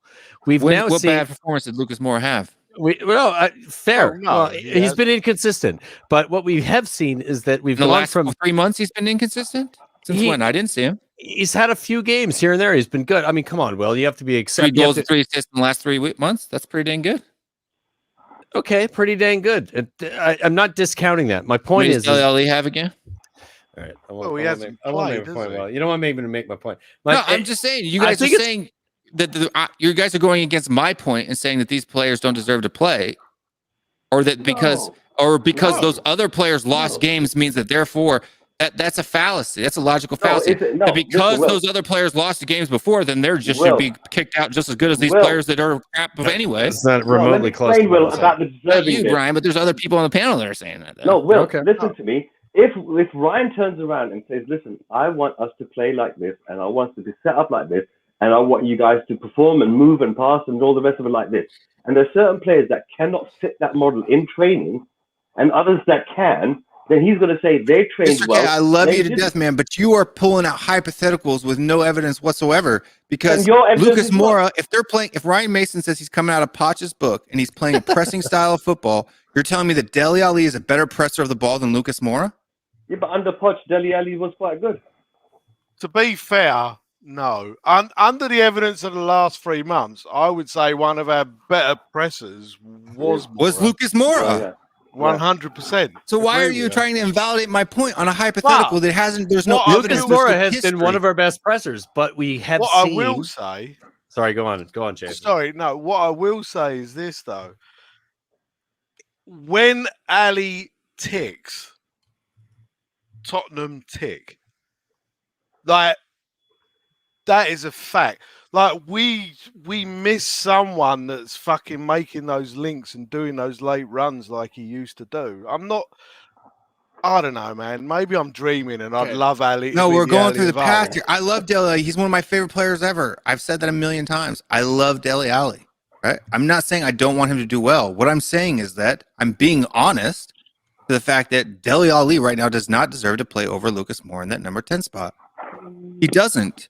There is no evidence based on that whatsoever. I do think that that's a little bit generous, because Lucas Moura has had moments. He's been very good in some games, much like Dele Alli. He's had really good games and he's had kind of average games. That's very common for Lucas Moura. To think that he's always been good and that he deserves to be the first one on the spot, that's also a little bit clueless if you've been watching. It hasn't been, oh, Moura's always good. If Moura has a game and then Moura doesn't have a game. Moura has a game, then Moura doesn't have a game. Sorry, it's fact. It's fact. No, Dele Alli he hasn't had good games. I'm no, sorry. No, hang on. You tell me. No, I'm not done my point, and I agree with you. You're right. Dele Alli hasn't always had good games either. He hasn't fucking played. If you played Dele Alli the same amount of times you played Lucas Moura, arguably, and I'm just putting it out there, I'm not saying it's 100% true, but arguably the data that you could measure between what they bring to the table in each of the games that they play would be pretty fucking similar. There is not a heck of a lot of difference between what Dele Alli does and what Lucas Moura does. Lucas Moura is like, let's all think about Lucas Moura post the Champions League semifinal. He spent 2 seasons doing fucking nothing. True. And now everybody's thinking he's fucking incredible. No. He's dog shit, and Dele Alli fits into the same category. So let's not pretend like he's anything over and above that. I'm not saying that Lucas Moura is a great player. What I'm saying is that right now, based on current form, Lucas Moura deserves to be in that position more than Dele Alli does. For example, because if you remember the first half of the season, neither Lucas Moura or Dele Alli were getting into the side. Dele got some appearances in, right? Didn't do anything. Was banished by Jose at that point because of it. Because he gave the ball away. Hold on, but are we not going to put into account? Please let me finish my thing. All right, I'll shut up. I'm sorry. Lucas Moura wasn't playing then. Lucas Moura comes in. It starts filling into that 10 spot when Lo Celso got injured. That's the first time that Lucas Moura started making regular appearances for the squad. Moura had a moment for the first time in 3 fucking From that seasons. point, in his first match, he had a goal and an assist and continued that form to present date, right? What form did he continue, Will? What else? 3 goals and 3 assists. That's the form he continued. 3 goals and 3 assists. And that is a measurable... is that like from a measurable perspective, that's enough for you to say that that the value is there? If you're an attacking midfielder, you're expected to get attacking returns. Yes, Brian. You have to admit, Brian, that since the beginning of March, Lucas has been our best number 10. I don't disagree with that. Okay, so anyways, but he was played, Cody. I understand. Played. I understand. So let's go around. He was played more before Moura before that period of time. Let's go around the panel and let's just say who we would, if we were managing, who we would start tomorrow at number 10. Okay, Lucas or Dele? Will? Or Lucas. I would start Lucas. Mr. K? Dombele. That was my answer. Should have said it, Brian. I know, but I didn't get asked. You got asked before I did. Oh, sorry. What about if it's between neither Dele of them? Can we say neither of them? Okay, between those two, personally, myself, right, the way that I like Moura to run around and have that energy, and to basically, he's got that something. But right now, the way I see it, Dele Alli, I saw him with my own eyes everywhere on the pitch. And as far as I'm concerned, right, I want to see more of that. Mm-hmm. I'm sorry, maybe I'm starstruck with Dele, right, and whatever. Maybe he's a part-time model, as it says in the comments. But at the end of the day, we've only got a few games. So that's what we need, a part-time person. Brian, Lucas, or Dele? If I'm going to think about who's going to give us more in the last four or 5 games that are left, I would probably pick Dele Alli, purely based on the fact that I think consistently speaking, and like off the ball, he gives more off the ball. I do. You mean he It's gives very, the ball it's away very, more? it's very tight. It's very tight. I- Oh, come on! Are you saying? Did you literally say that and not think about how often fucking Lucas Moura gives the ball away? Not He this- really, no. he You want- literally hey, runs away. You want me to pull up stats, bro? Yeah, Yeah. let's do it. Let's think about how often does Okay, fucking okay, Lucas but let's Moura get everybody else's run pick here. into Hold like on, Can I- people and give the ball before away. Can I do interject that, here? I personally would play Delhi and then Yeah. bring Lucas on for the last 20 minutes. 100%. I do the same. Can I interject That's here? what I would do. Yep. Jackie, No, what- Yeah, let's- Jack, you haven't said nothing. Jump in. let's see what Jack Sorry, says. I'm also just negotiating with somebody on text, so I'm more listening to this beautiful conversation. Jack But says what? I've agreed with Will kind of continuously through this, but because at the end of the day with Lucas, even if he gives the ball away, even with some of the deficiencies that people see in his game, he is more likely every time, and under any manager, especially if you consider what Delhi's kind of volatile behavior has been with different managers, you have to look at Lucas, and he's a 7 out of 10 so many times. Or He's a also 6 like out a of 10. 3 out of 10. I'll be honest, dude. That when is Lucas- harsh. No, That no, is so no, harsh. No, Because no. especially When some of the Lucas wait, plays on the right- especially some of the goals that we have scored with our high pressure entirely come from Lucas making a tackle, making a pressure that is So- unneeded and thankless that Delhi does not do anymore. And is How many honestly games has asked Delhi played? You're a statistics guy, Jackie boy. How many games has Delhi Alley played in the Premier League Here's this the thing. season? Delhi has been given plenty of opportunities No, to no, no. win the favor of the If he's been manager. given them, That's how many not my games- fault that Delhi doesn't Jack. win the favor of the manager. That's Fair. not my fault. No, That I'm not Lucas saying it's wins your the favor fault. of any manager. Jack, That's I'm not saying it's your Lucas fault, wins the favor of any But manager. if you're gonna use a statistic about how many times something has happened, you have to. Why would you give it to worse players? No, you Delhi's have- definitively a worse player than Okay, so Tanguy, Jack Gio, said and it's Lucas. No, Jack you says have to Lucas. I measure wanna how get- many I wanna get games they've Eugene. played. I want to get Eugene's Right? decision here. How many games has he played? Well, because he's a worse player than all of them.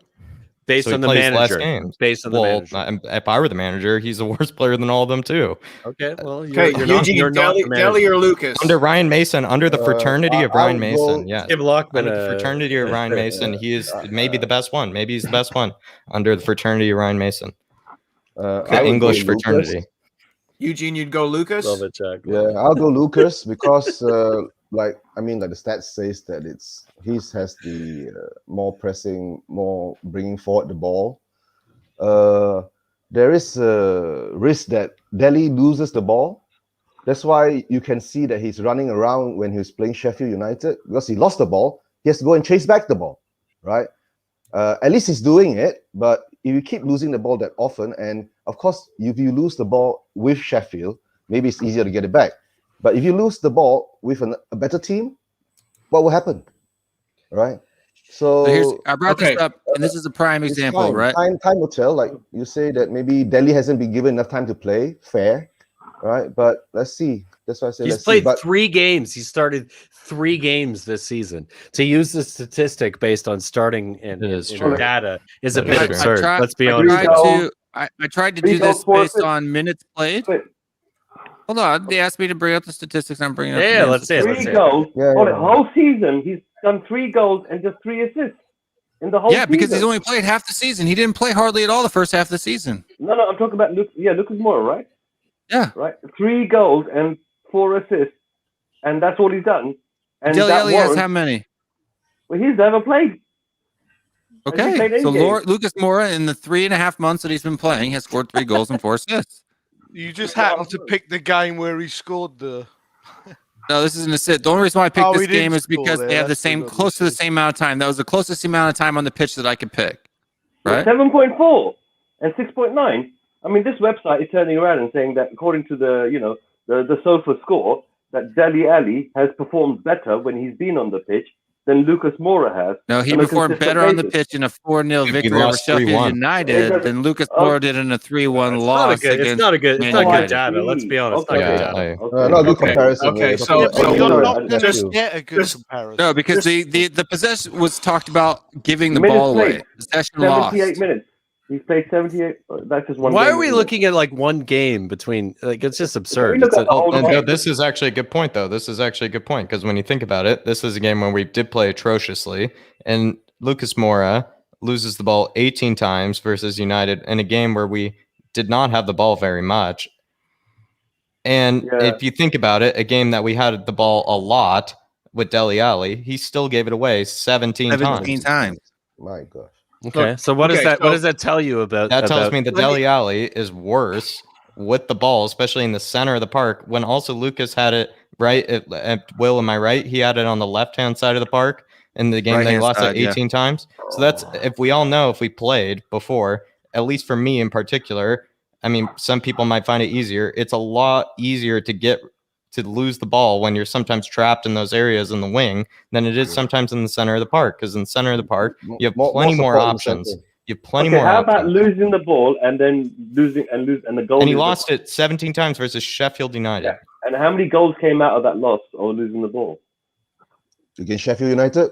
Against Sheffield United. And this is the other thing. This is where the statistic does fail, though, because then you are comparing very different teams. But when you look at it this way, where you are comparing the teams, if I gave the ball away 17 times to Sheffield United, I would be quite surprised. Where you're battering the other team and the possession is like 82% to 23% possession. Okay. If you're losing possession 17 times, that is horrendous. Okay, fine. You're gonna play this game.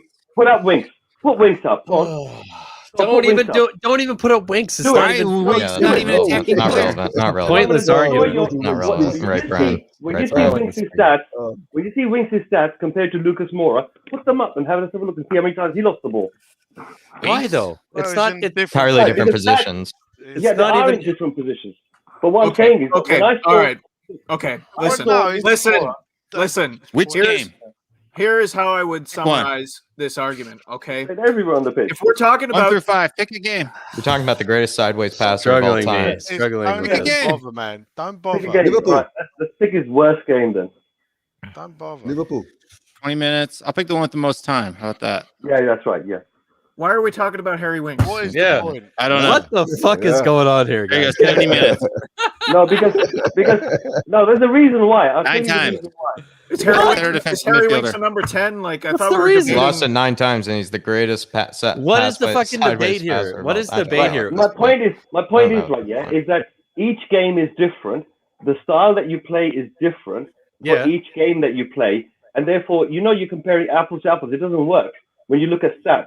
You have to look with your eyes and see how did they perform. Right. Now, What did Dele Alli do good against Sheffield let me United? finish Name one thing. No, let me finish. Off the What I ball, he saw was Dele very Alli- impressive off the ball. What I He saw dragged defenders and other players away from situations. He was very good at it. It's what he does really well that nobody measures. Sorry, Listen, I threw that in, Mr. K. I apologize. Okay, you asked me the question. Now I'll tell you this. What I saw with my eyes was this. Stop for a second. You call me a yank one more time because you haven't been kind to me in the conversations. You call me a yank one more time on my own channel, and I will block you.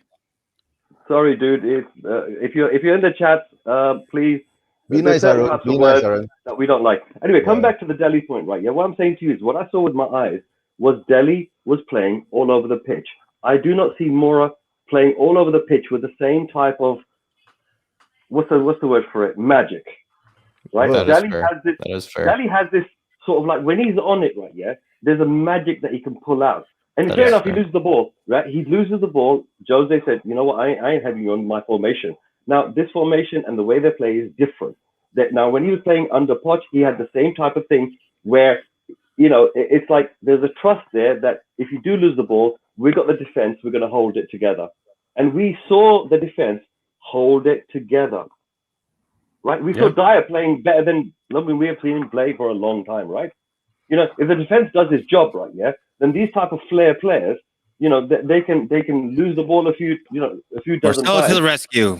He's my savior. He's my knight. Come on now. Why are we talking about Dele Alli? Marcelo, you motherfucker! What's up, buddy? How are we doing? I'm telling you, bro. Let me tell you, bro. Listen, Tell us, bro. I'm telling you, bro. Tell us, bro. Why are you here without your picture, man? I need to see your lovely He's gotta face. tell Oh us no, without a because I got face. no shirt on right now. Oh man, let's see your sexy body. See that hairy Hey, look, I had to sing fucking Barbie Girl for like the entire evening. We need to see your beautiful face. I don't don't want to get Will demonetized. So I'm not monetized yet. I got another, 400 subscribers to go there, man. Good to not see you, buddy. How are you, man? yeah, good to see you guys. No, look, Cody, I have to use the wait. restroom. You're in charge.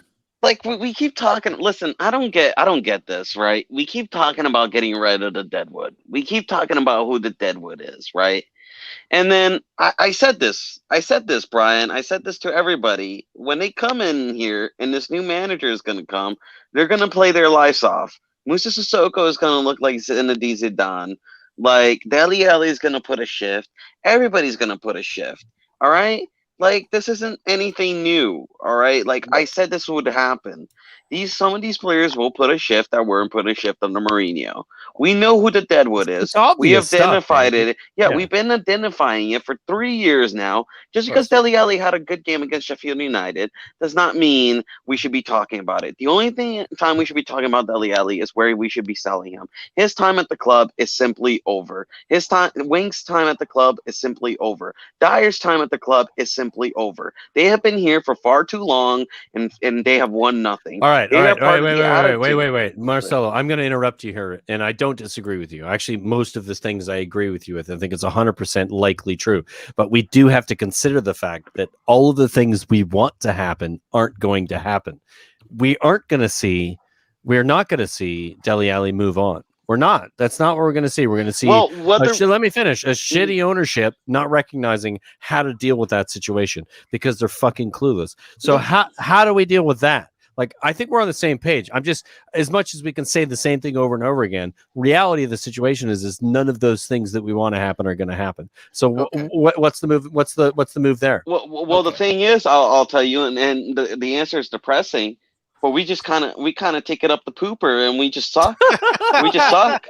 Like, simply, that's what it is. Are you giving it to me up the pooper? Because I might consider it at that point. We're gonna have to take it up the pooper, and we're just gonna suffer for a long time, man. If we don't like I'm saying this, you get my point though, right? Like, no, I get you, and I totally agree. I don't think they're gonna sell Dele Alli. I really don't. I think Daniel Levy is gonna try to make money off of it. Yeah. All right, I want to put this Lucas and Dele thing to bed here. This is how I see it, okay? If you're talking about on form, Lucas deserves to start. With the change in management, with Ryan Mason coming in, if you are going to try and rehabilitate Dele Alli as a player, it did make sense for him to start against a lesser opponent in Sheffield United. I don't really buy what they were saying about the muscular injury with Lucas Moura. I expect Lucas to start tomorrow. If we are trying to put our best 11 on the pitch, in taking into account current form, Lucas has to start. He has to start probably the rest of the season if we really want to make a run at top four. I do believe Marcelo is correct. We will make an attempt to rehabilitate Dele, but I think you probably see him come off the bench for the rest of the year. Fail at it miserably for sure. Yeah, it's gonna fail, and we're gonna suffer, man. We're gonna suffer for it because this board doesn't know what they're doing.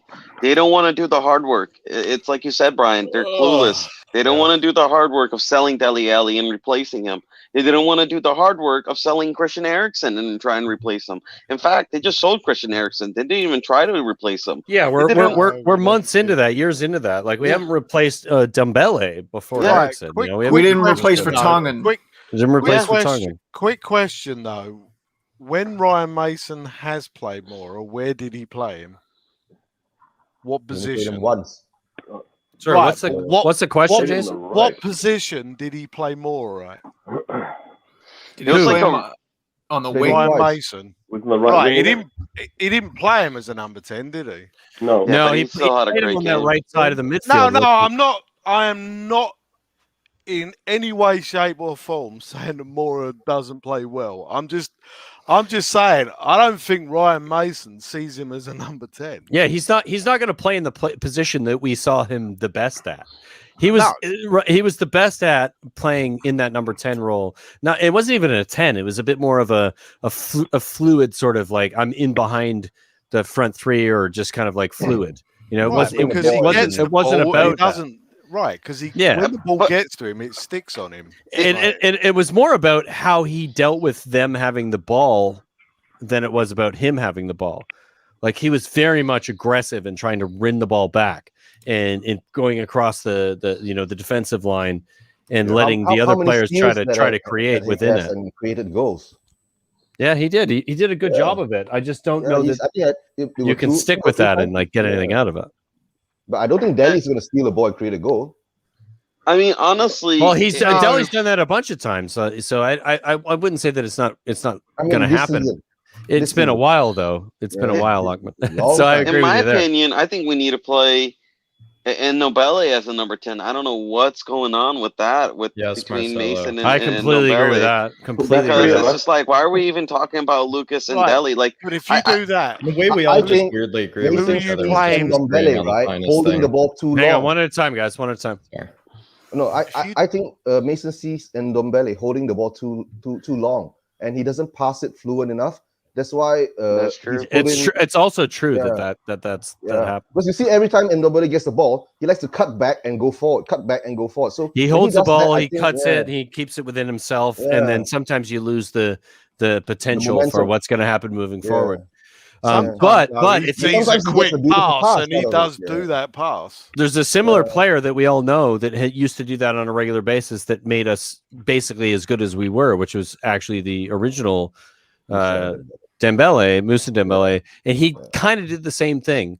He was better at it, I think, when it came to transition, like his ability to get it moving forward quicker. Musa was more intelligent with the ball. I think it's also just how long it was. Like Musa Dembele, when he was at Fulham, it took him a really long time to get to that place. It took him like probably, I don't know how long it was before he was good at Spurs, before he became the hardest player to play against, which all of the players at Spurs would have agreed that's and the a case. lot of that was Poch. Poch, age, like a bunch of things that come into play when you get maturity, all those things come into play.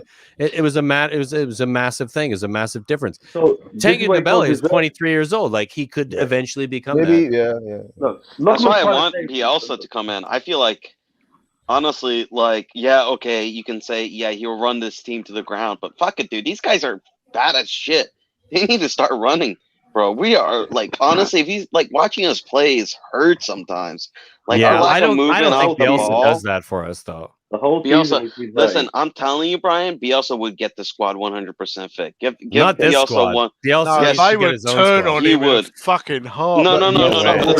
But the thing is, Bielsa is like Pochettino. Those who turn on him, he will cut their throats and cut them completely but he has to be given out of the squad. And then he'd get fired by this arsehole that runs. That's what I mean. Actually runs their he has club. to be given the freedom to do it, right? He's not going to be given that. I think Bielsa will walk in and just walk out. Completely agree, Jay.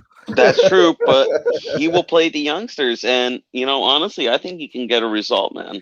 That's pointless to even speculate. He would never come here. He would never come here. That's true. So we might as well talk about whether or not the Tooth Fairy would make a good manager, because Bielsa knows his contract is running out. Yeah, but he would never. We've talked about this. If he was going to be cutthroat, it's not his kind of situation. If he was going to be cutthroat, the first person's throat he would have to cut is the fucking chairman. So you really think? But he's so why would that ever? Why would that ever? Like Levy knows that too. Cody, not even just the chairman, the owner, the 30% owner of the club. Like we can't just say he's the chairman. If he was just the chairman, it'd be easy. He's not. So he's one of the owners of the club. Look, Cody's 100% right. Look, Lockman said basically that the transition is the basic thing that Ryan is looking at. So he's looking for his style of play that he wants to do on the pitch, and he's going to pick the players that suit him for that particular roles that he wants to play. He's looking at them in training. He goes, right, okay, that player suits, that player doesn't. At the same time, there's Levy that's given him a long lecture at the beginning about certain players he has to try to play, right? Yeah, to fit into a system. And he's identified that the only way we're going to be able to play those players is a fast transition, pacey type of. I'm 100% behind you, except for the fact he plays fucking Winks. Yeah, no, Winks. I think that's the biggest transition. Listen. We can't keep going over Winks all the time because. I can. I know we can. But one thing is, right now, we're playing in the league, right? And he has been given orders. Let's face it, we all know that behind the scenes, Levy's had a long chat with him. Levy fixed the team. He's the fault. And Levy's the manager at this point. Yeah. But this is the coach we're going to be talking about. The players are going to be in the pitch. Cody, did you do that? Yeah, I always wanted to do that. That's it. Now you have control. You're like, oh, you got all this stuff. Prick. $1 million. Okay, so my point here, right, is look, I don't like some of these players because I saw them get sacked. I don't like some of these players because they looked absolutely hopeless playing underneath Jose. Maybe that's down to Jose's system. Maybe that's down to him, whatever, blah, blah, blah. Right now, I'm looking at them right now. And I see a bunch of players that we used to see before. And now they look a little bit happier. Now they look like buddy-buddy. Oh, man. Now they look like they can pass the ball to one another. They're practicing on the pitch to say fast transition. We actually seen Dyer play like a defender. Like we haven't seen that all bloody Mr. season. K, We saw it in the first little bit of yeah, this. I'm not Mr. K, gonna we're lie. gonna go in this fucking we had to circle see- all we had to see over this match again, before. man. Marcelo, man, Marcelo, we I need the love it. fucking We hope, had to see this match. We had motherfucker. to see this match. Keep Marcelo, going in yeah. the circle all over No, again. It's no, the it's same We're gonna win the fucking league, thing. bitches. I We're love gonna you, win the Marcelo. league. I love Sorry, it. Graham. But we're Just talking about like, Leeds here. We're oh, talking we about got a Leeds. new manager. Now went they're too far. playing Get that. again. We're Yeah, talking about what, though? Sissoko is the best. Marcelo, we're gonna win the league. You're gonna get stuck No, with no, Ryan no, no. Mason. When we get touched up by Leeds tomorrow, this will be a different conversation. Yeah, won't it? It will be. have Yeah. this Yeah. conversation. I'm actually Is that what you thinking want? Like us, then No, no. let's see what happens. Let me ask the We're question. gonna spank Leeds tomorrow. Let me I'm ask confident everyone about a question, right? Yeah, simple question, right? Yeah, when Mason brings out a team tomorrow, right? Yeah, and it's got players in there that you think don't deserve to play.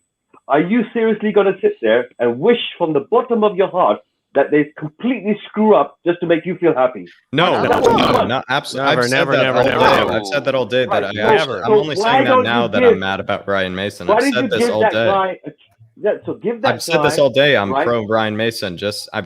I'm trying my best to believe him, put blind faith in him, and I've said that all day. That I have my Mr. K, questions. You this have is our delusion. questions, but we put blind faith into him just so we hope that he can pull this miracle off. And then once he pulls this miracle No. off, hopefully we reward him for it. No But- miracle. We're not getting top 4. Come on. I say the Well, same Mr. thing K, about Mr. K, I'm Ryan- literally Let's I'm last answering your night. question right now. That's what I'm Yeah, go saying. for it. I will reward him if he gets it off, but that's what I'm saying. If he doesn't get top 4, then I will obviously have very valid reasons for why we didn't probably get it. But right now, at the run that we're in, I'm going to try to put my blind faith in him, and only until now, because it's Will Stewart's show, and he kind of, I don't know if he advocates maybe this type of stance that I'm taking. That's a bit more harsh, but it's kind of my chance maybe to question him more, because there are plenty of questions that all of us should have, as Marcelo is saying, but it will go around in circles, as also Marcelo had said. I advocate. This is what happens when you give Cody the access to the back end. I thought Cody did a really good job, by the way. Cody. Happens to me By the too, way, Cody. when you were not here, Will, Cody did a really good job. I'm just gonna say. I was watching the whole time. So Of course you were, but he did a Well, really good job. yeah, he I did do a good job. I give Ryan Mason the same that I give every manager at Tottenham. Like, I want every manager at Tottenham to succeed, irrespective of my point of view of the manager. I want them to succeed. Yeah. I want Ryan Period. Mason to succeed too. People are I do. surprised. I don't like Mourinho. So do I don't know, Will. I think you want him to get assassinated. No, I don't. I don't want him to get anything. But what I want him to do is I want him to make the decisions that are best for this club, not what the decisions that are best for Daniel Levy. Okay, here's what I want from you, Will. If Ryan Mason guides us to a top 4 finish, Oh my you God. have to admit that he did a good job. I'm not saying that he needs to be appointed manager. I don't agree with that at all. But you have to admit that if we get top 4, Ryan Mason did a good job. If he does it the right way, I will say that, yes. What does it matter if he does? What do you mean? The results will speak for themselves. No, because you have Oh, the players what? there that have a particular Deserve? look. You guys are placing way too much impact on the fact of a manager and his impact on the squad and what they do on the pitch. You have to understand, because I have kicker to football before. Because I have kicker to football before. What a manager does before the match, at halftime, and stuff like that. The players on the sidelines, they'll all tell you 100%. Not only can they not hear what the manager says, but they could really care less, right? Most of the time, they're going to ignore what he has to say.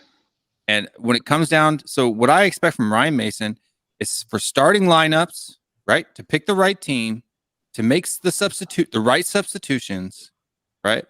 That's what I expect from Ryan Mason. If he can't do that, then I can't big him up, period, regardless of what the result is.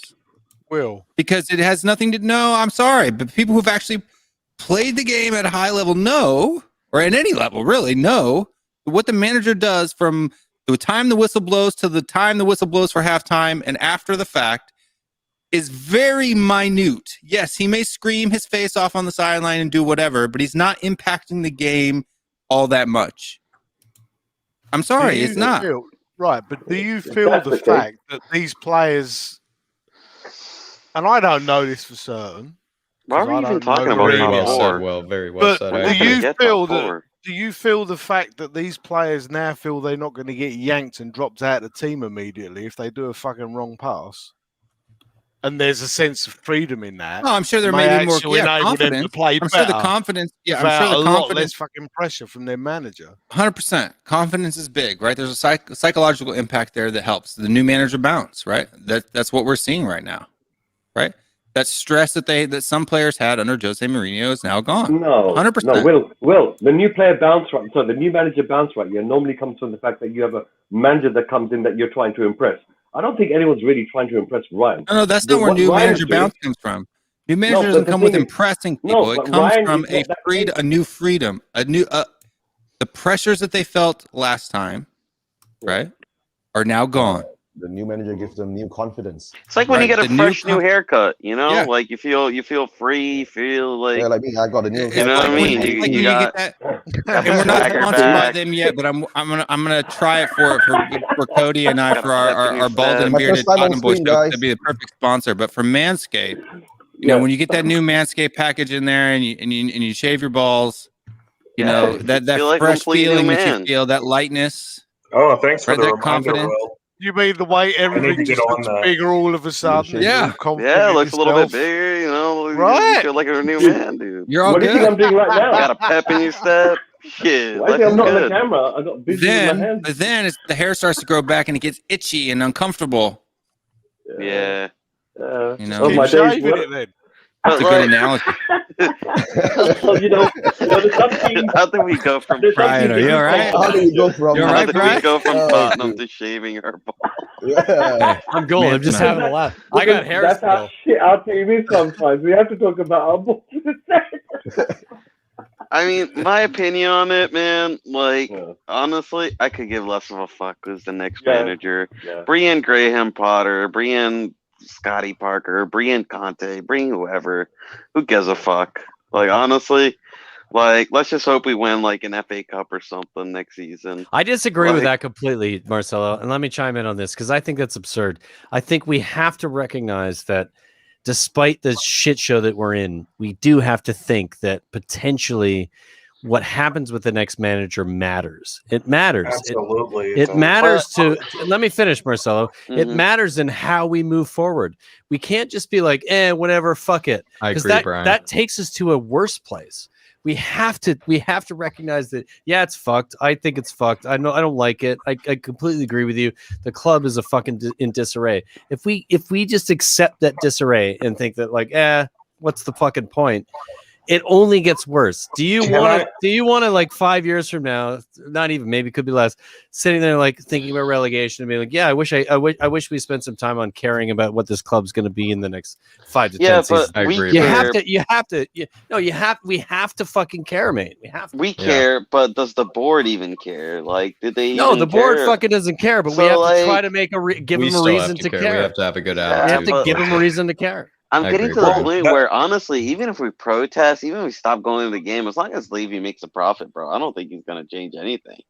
Honestly, like I think as long as Levy makes 2 cents more, Marcelo, than what he hang makes. on. I need to chime in. I need to chime in here, guys. I need to chime in here because Marcelo was one of the people, very specifically, when I said there's that the fans have zero power when it comes to the Super League, and you and David both were adamant, like so fucking adamant to the point you guys both were like, you don't fucking know, you don't know. The fans got everything. The fans are gonna fucking make a decision. No, You're full of absolutely. shit. You guys were so strong about that. You and David you convinced me. You guys both convinced me that I was like, you know Brian, what? I was wrong. I wasn't there apparently. And I I care didn't too. explain it to you. I didn't explain it to you well enough that day for you to remember that I was actually making that point. But what I'm trying to... Yes, guys, you know what time it is. It's your boy David at the Irish Hotspur, Ireland's #1 Spurs fan. But my point is, Brian, about the whole manager situation, is that it doesn't really matter. Isn't it the same argument, though, Marcelo? No, it doesn't really matter until we get the fucks out. But Honestly, isn't it the same? I rather us waste. Hear me out. Hear me out. Okay. Isn't it the same argument? Isn't it the same argument to say the fans have enough power in this situation as much as they did when it came to the Super League situation, and that we should use that power. We should use that same thing you guys made me believe in. I literally was like this. I was you in that situation going, fuck this, it's never going to happen. And you and fucking David both said to me, bullshit. It's fans have power. Fans are going to do it. We're going to make it happen. And we did. We fucking did. And now you've completely changed your mind on this? I don't get it. No. I'm saying it won't matter until we get the top hierarchy out. But how do we do that? What I'm saying, by getting them out. But like, I feel like us focusing our energy on who's the next manager doesn't really fucking matter. We need to focus our energy on trying to get these scumbags out. Yeah, honestly, okay. But how do we do that, though? How do we just do stop going? Listen, stop going to games. Stop fucking like supporting this club's decision. Stop supporting this board's decision. Stop fucking buying Lady Gaga concerts. Stop going to the NFL games. Like stop, like just stop buying from the shop. Hit them where it hurts. Hit them in the pocket. Where'd Jack go? Protest. So Marcelo, you just said a minute ago that we couldn't do that. Now you're saying we can. Listen, if we do that. No, so that's my point. No, I never said we couldn't do it. I said that Levy doesn't care. But you said that we couldn't do it based on the fact that we don't have any of the power. And now you're saying we do have the power. No, I said Levy won't care unless he makes a profit. I know, but how do you justify both of those things? I agree with you, brother. We're on the same page. I'm just can I because the thing. Let me tell you what's going to happen. Let's let Kieran say something. Yeah, go ahead. Go on, Kieran. Okay, so I think the thing that Marcelo just said, that Levy won't care unless he makes a profit, is key here. That's important. The thing is, the manager matters even more because of the situation with the board. I don't think people realize if we get in a manager who doesn't do what Pochettino did, which is maximize the product that he gets out of players beyond even what we know as the ceiling of their skill level, then we're in huge trouble. We need somebody to come in and overperform because, we're not going to get a Conte. We're not going to get an Allegri. Like, get that out of your head. Those guys aren't. Oh, nobody thinks that's going to happen. So if we get in somebody like a Scott Parker or a Graham Potter or an Eddie Howe, God forbid, or Marcelo Bielsa. Yeah, but Marcelo Bielsa won't come here either. There's no way he would ever come here. Why are we even talking about Scott Parker? But the thing is, he needs whoever it is has to overperform because we're not going to get the rebuild that we need. We already know that. We might get a few guys in. Maybe one is decent. The others will be like more Matt Doherty's. But that's the whole point. We need that next manager to overperform, or else we will be in a financial hole that could put us back where we were in the 90s with Sugar, where we were about to literally go under. They've got billions of dollars in debt because of this stadium. They've lost so much revenue in the last year because of the pandemic. Why do you think Levy's doing all this dumb shit?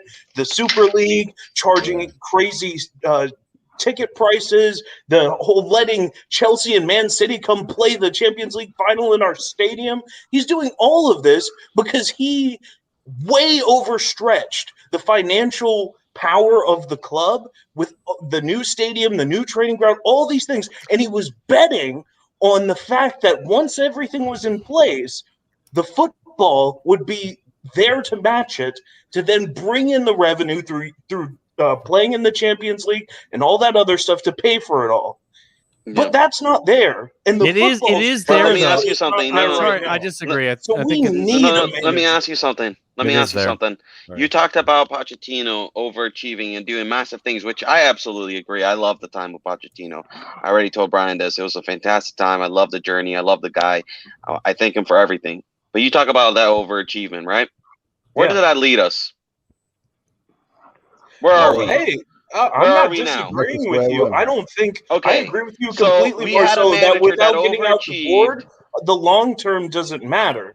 We had a manager that overachieved going under and We it have led to to get a fucking manager. nowhere. No, we had a manager that Bye-bye, overachieved, Cody. and it led to fucking Cody. nowhere. I don't agree Hold with on, that. We need before- to I don't stop agree with wasting you. our Hold time. on, I fucking- agree with you, stop. Marcelo, I Cody's don't got to agree go. with you. Stop for a Cody, second. nice, mate. Hang on, Damn it's it. his channel. Shut up. Good night. Cody's got to run. Bye, and Cody. so before Cody goes, I do want to plug, his show here. We've got Morning tea. Morning THFC with Cody Mack, starting this Wednesday I know I want to be there for that. at 6 a.m. Beautiful. Eastern time or New York time, and it's going to be a good show. His first guest is going to be none other than the Irish Hotspur. So make sure you guys check out Cody, get that me on show. that show, buddy. I want on your show. And Stuff. yeah, he's going to bring people on one-on-one. So I'm pretty sure he'll reach out to you. I'm speaking for him now. He'll reach out to you and get you a slot on the show. Beautiful. The Morning THFC, and I will not be on that show. So if you don't like me, You don't have to deal with you anyway at that point. that's a good show to watch.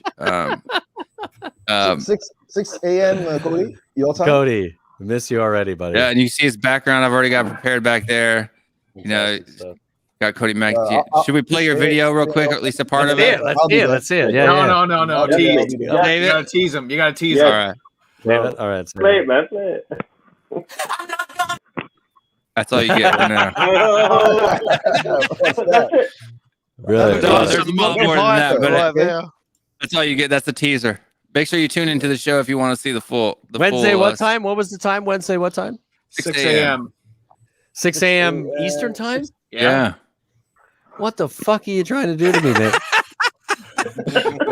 Right. 6 p.m. my time here. This is good. Yeah. Exactly. 6 a.m. for We do it- Eugene. we That's do it perfect. Clearly not I'll for be me. there, Cody. Clearly I'll be not there. for me. I'll support you. I admit it, Cody. It's not for me. But I might get up and watch because I love you to death. You can always watch it back later. But yeah, it's That's gonna true. be fire. True. Just me and David going back and forth, talking about Tottenham Hotspur and Sesame Street.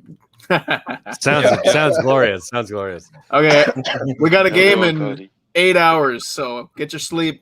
Come on, you Spurs. Yeah, I gotta say goodbye Spurs. shortly myself. We'll see you tomorrow. Come on, you Spurs. Cody Mack. And this gives me the prime example for this guy right here. The guy watching on Twitter telling me to piss off on my own show. Thank you. I appreciate that. You're very kind. Oh, Yeah. no wonder I couldn't kick him off. Invited you Yeah, to he's the watching show. on Twitter. Who's this prick, Aaron? Listen, Yeah, guys, can I Put the address this link. for one Hold second? on. Before we tear into him, I've put the link into Twitch or into Twitter. You can come on the show, and if you have the balls to tell me to piss off to my face, then we can be friends. We welcome you. Yeah, join the rant show. Yeah. If you not- disagree, come rant. You absolute cockwomble. Right? If not, Ooh, I like that. Hold on. Cock You call him a wobble. cock womble. Cockwomble. That's a new Wobble, one. wobble. It's a wobble. Oh, wobble. I was going to say, like, Cock you know womble. what a womble is. Wobble or wobble? Wombology. I I say mean, a it's a wombat. womble. WOMBLE. Cock womble. Oh, Look it up. It's a Womble, thing. okay. If you think Well, of it, I this is the same guy who said I never played football before, but I have the He evidence. did say it, yeah. Yeah, there you Oh, go. look Have I at you, ever kicked Will. the ball? People say I look like Jack in that picture. He's You not look here a bit- anymore. You look a bit jackish, but I see the eyes, though. I see the eyes. Makes You sense. had a good Will. set of hair, Will. It makes sense, Will. Makes I sense. did. I did have good hair, and people here's the proof that I was not a ginger when Yeah. I was growing up. Yeah, you got a little bit of brunette going on there. I'm Like not gonna lie, I I'm- thought yeah. you were ginger. Will. glossy brunette going on there. Your beard is I'm- ginger, isn't it?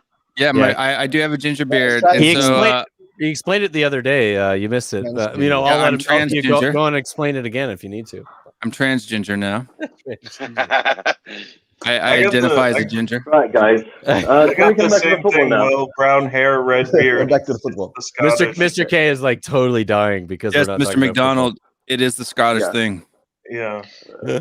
Blame my ancestors. But Look, Mike, Right. this idea that we have right here, that Poch overachieved right here, I think to a certain degree is a slightly false narrative. He Nah, said he he did. overachieved, though. He said Listen, it. listen to me. Listen to me. I'm just putting it out there. Yeah, that's fine. He can say something once. That's True, David. fantastic. It's The true. main thing is this right here, is that what Poch did was he implemented a different system that wasn't quite being used in the Premier League, right? And he got the players trained up. And the first thing he did was he said, right, okay, regardless of whether you're top quality player or not, you have the ability to run 100 meters in 10 and a half seconds. Okay, most of you can, right? So he trained them really, really hard, consistently, so that when they would last full 90 minutes, okay, he had lightning fast players on the wings and attack. So therefore, if the ball ever turned around, they would attack immediately. The second Even thing, Vertonghen was a fast center back. Are you talking about Leeds right now? No, I'm talking about the Bielsa style. Poch is doing Bielsa style. The fitness level must be at least you can play 2 matches non-stop. Bielsa doesn't have the players that we had. Yes. That's a plain simple fact. We have got players that can do flair a lot more than Leeds can. Right? We got experienced attacking forwards, right? Yeah. Our players can't last. Right. But what I'm saying is that we have got much more attacking intent against Leeds. But coming back to the point of Poch, right, is that he had a squad, and the system that he implemented, it fitted our team. He got rid of some players that didn't fit it. Some of the players that we had were actually good players that we thought were going to grow into better players. Like, for example, Bentalek, right? You know, he was generally regarded as being someone that's going to take over the midfield, but he didn't suit Poch's style of play, and he got rid of him. Okay? So one thing that he did was he weeded those players out. But the other thing he did was he did not require really, really expensive players to come in to fit into his system, because Levy at the time was getting a transition team to go from A to B to get them to compete in position 5 and then 4. And that's what he managed to achieve. So with the intensity of press that we did back in the early days, right? It was like that. That's how we got to where we got to. What dropped off at the end was those players just couldn't sustain it because they weren't professional enough. Well, I wouldn't say professional. Some of them got old. They also got aging was a problem, but there's a lot of reasons. We lost some key players as well that could break defenses down, right? Yeah. So, for example, when Eriksson was playing, when he was really playing, he could unlock a defense. So if you're pressing the team high, if you're surrounding a team and you're trying to break them down, right? They're defending deep. Then you needed players like, for example, Eriksson or Modric to kind of unlock that defense. Okay. So right now, what we've got is players like, for example, Moura, who will run into that block and not get nowhere. Yeah. Right. This is where Dele Alli, with his little flicks and tricks within the very tight space of mind. Oh my God! Look, listen. At the end of the day, I can't believe you actually made this whole argument just to lead to Dele Alli. What do you want me to do? Listen, all right, guys. Hey, hang on a second. I gotta leave, guys. I gotta leave. I don't want to leave, but I gotta leave because I gotta get up and there's a match in the morning that I somehow am forcing myself to watch. It's been a pleasure. Fantastic stuff. Bye. Love you, Brian. Thank you, Will. See you, Brian. Thank you, Brian, for coming on. So people know this Iran dub guy. He messaged me and he's like on Twitter. That's where he's at, and he wants me to support Ryan Mason for a long time. But look, dude, you gave me a lot of information here, right? Calling me a Yank, Juba guy? Yeah, calling me a Yank is an insult. If you're not from America and you're not my friend, right? That's an insult. Okay. First of all. Second of all, you have a lot in common, dude. Your daughter is half Japanese, so that means your wife is Japanese. My wife is Korean. I have half Korean kids. You said your nephews are half Korean. Your daughter is Filipino and Japanese. Yeah, stop being a dick, basically. Yeah, look. If you disagree with me, that's fine. If you support Ryan Mason, that's fine. I will totally respect your opinion. I have no problem with you disagreeing with me. But when you start throwing words around or telling me to piss off or I don't have a clue, you're wrong. I do have a clue. We just disagree, right? So if you want to come and talk about the opinions, I sent you the StreamYard link in that in that message on Twitter, and I'm not gonna slag you off. You know, you're welcome to. You say that you have dyslexia and that you're not smart. Look, I'm sorry that I teased you about, your spelling in the comments, but to be honest, I don't really care. There's a lot of people, I misspell stuff all the time. So I'm horrible at spelling. Me too. That has nothing to do with it, right?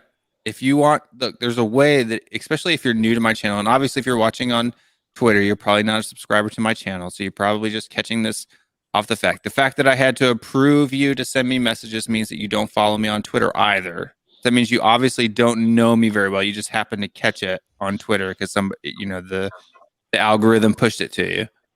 Come on the show, watch. Come over to the YouTube channel, engage in the chat.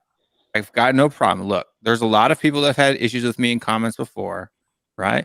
Victor HM being one of them. Dtrex, Durex, Kane. That's his name now. He changes to Durex because the Irish Hotspur told him to.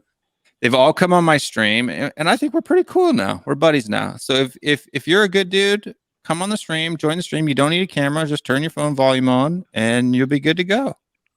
If not, just don't throw out words like piss off, you don't have a clue, because you don't know me, my friend. That's the only thing I'm saying. Yeah. My opinions on especially the Ryan word Mason yank. are my opinions based on the things that he's done that I've seen. That's the conclusions that I've On made. your channel. Yeah. That's right. Even though you're wrong, but that is. I'm not wrong. I'm not. Jason, On that that's note, guys, I'm out of here. Oh, Have a Brian. good one, Brian. Pleasure, Enjoy the Brian. game tomorrow, Okay, buddy. Brian. See you soon. Cheers. Yeah, Come on, you see you Spurs. Sorry, soon. Will. Come on, Right. you Spurs. I couldn't Right. resist it. The moment was there for me. Metzger, I Brian, can't let it go. He anyone- actually sent me a message on Twitter, and he seemed like he had a nice guy. Like we had a lot of similar things. Is he So on now? no, Guys, anyone listening, Kieran. Brian Kieran, Island is on the Tottenham Away channel in YouTube. So if you want to check out more of Brian Ireland and the straight talking that he does, please check out Tottenham Away on YouTube, and you'll find this guy. And trust me, once you get to know him, you start to understand his straight talking, because his straight talking is to find, it's like a hot needle. It goes right to the point, Hot shot. and that's really great about it. I mean, it's I not hurt like a you hot now. needle when I it hurt comes you to- now, Durex. We're buddies now. Yeah, Okay. but So guys, on I was to that Deli Ellie comment. I mean, Okay, I'll explain to myself, right, yeah? Basically, what I'm saying to you is this, right, yeah? Is that I am so fed up, right, yeah?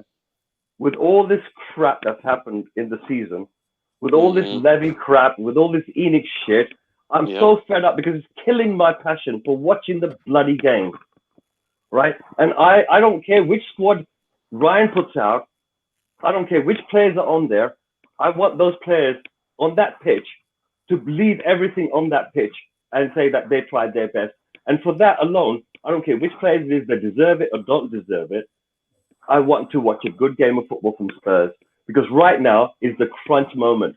And I'm starting to see positive signs within the players that they're starting to believe again, because there's certain characters in the front that are starting to put the foot on the ball and in the back of the net.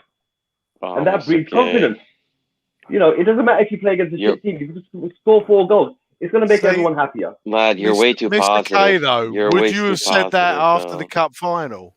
Yeah. After the cup final, I was like, I wanted to leave and Right. like put So my head under the pillow. you've had one average game, one shit game, and one really good game against the worst team in the league. Yeah.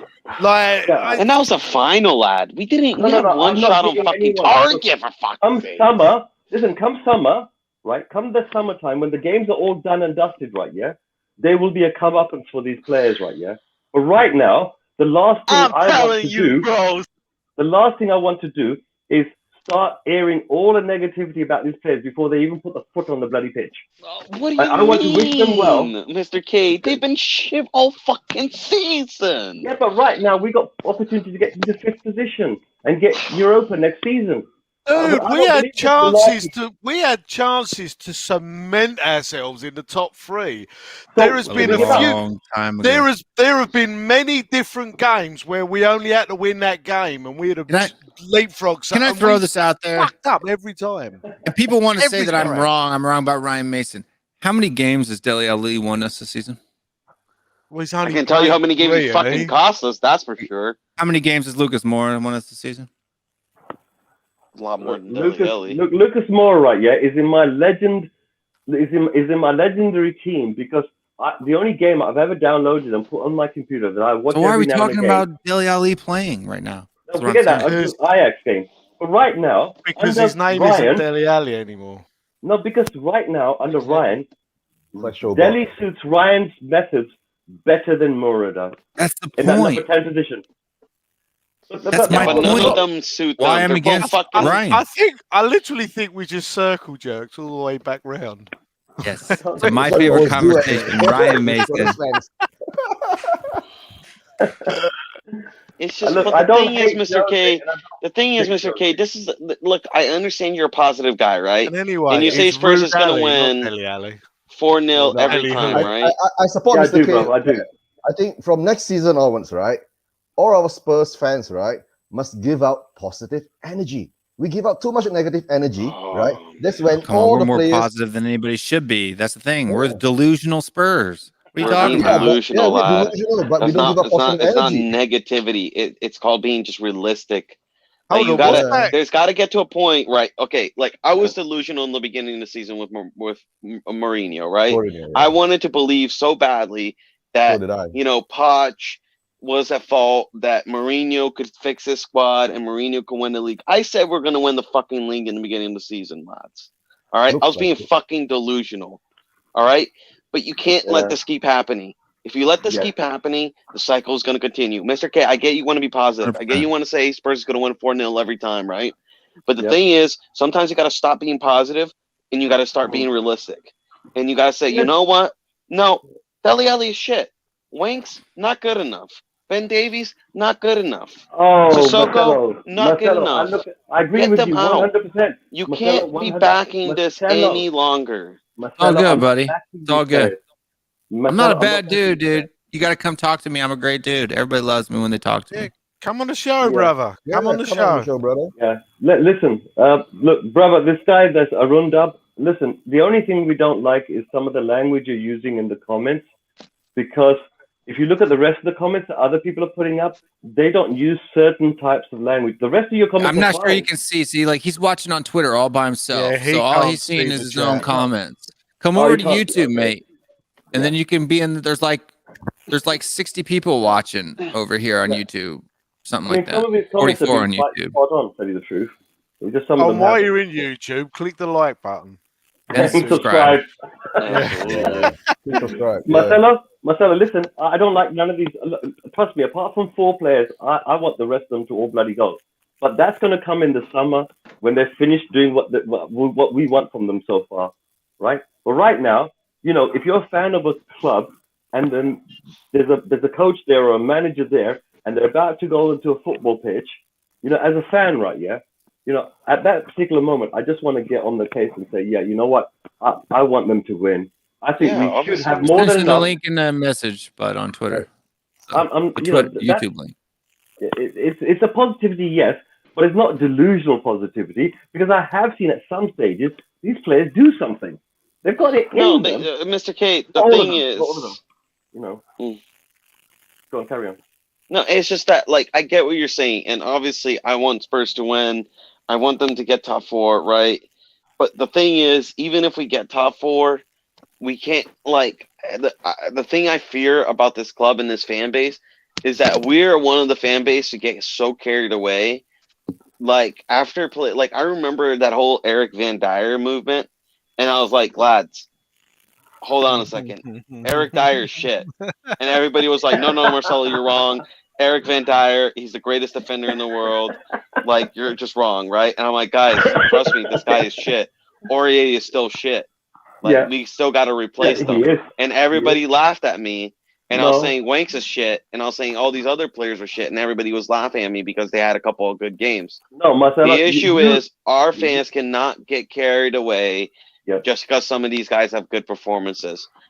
Like these guys, for me, Dele Alli, Sissoko, Wanks, fucking Dyer, Davies, Lamela. 5 of those players has to fucking go this summer.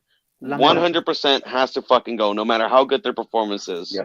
No, I agree with you, Marcelo. No, listen. You and David, right? Yeah, the Irish Hotspur. And in case anybody doesn't know about the Irish Hotspur, please check out his channel, like and subscribe.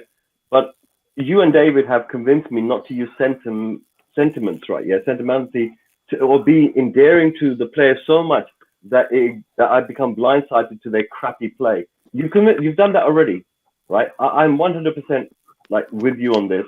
And following on from that, I've researched the matter even more to find out that all roads lead to Levy, right? So for me personally, the personal journey that I've had over this season, right, yeah, has been very, very startling, right? I've come into the fan base, you know, finally I come into the fan base, the proper fan base, the Harris Army fan base, right? And I've seen the light, so to speak. But inside me as a person, my nature, right, is to be a little bit positive when the players are on the pitch.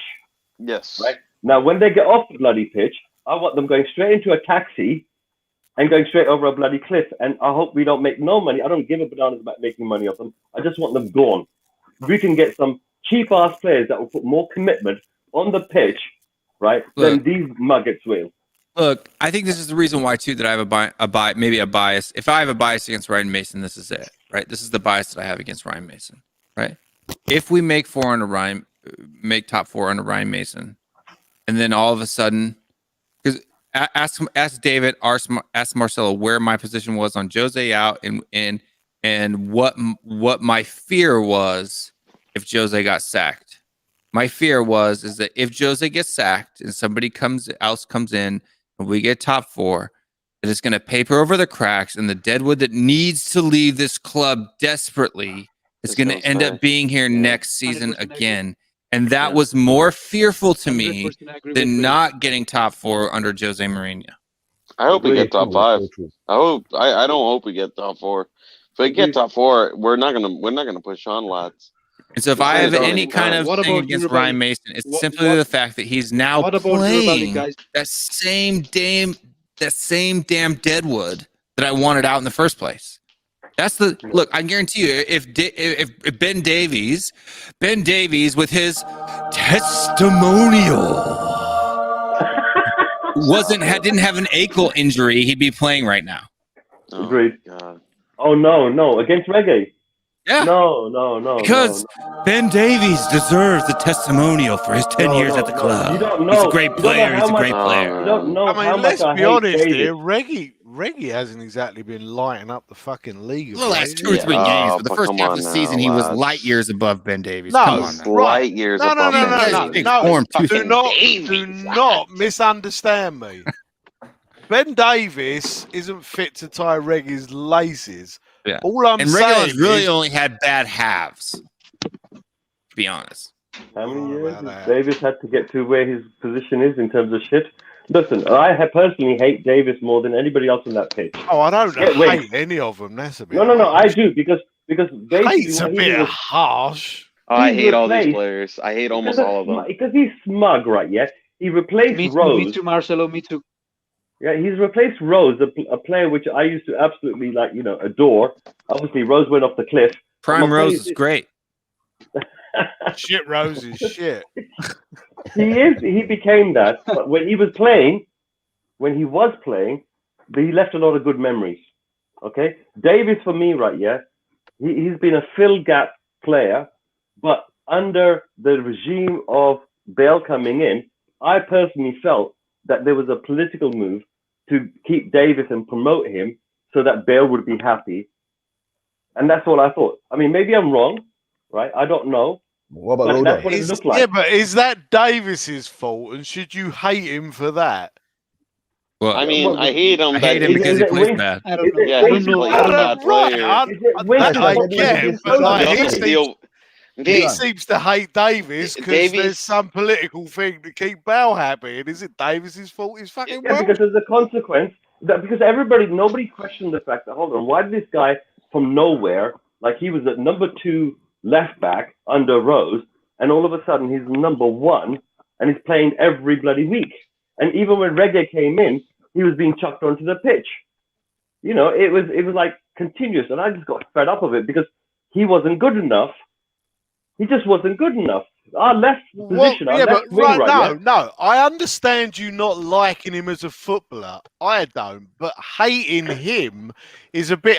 It's like, what's he gonna do? Yeah, I don't hate Ryan Mason as a person. I'll sit down and have a night with him. He's gonna say, "Sorry, coach. No, he's better than me. Play him." No, he's gonna play him. Honestly, at this point, No, let's be real here, lads. At this point, the only thing Ben Davies is going to do after his career is write a book on how to steal wages.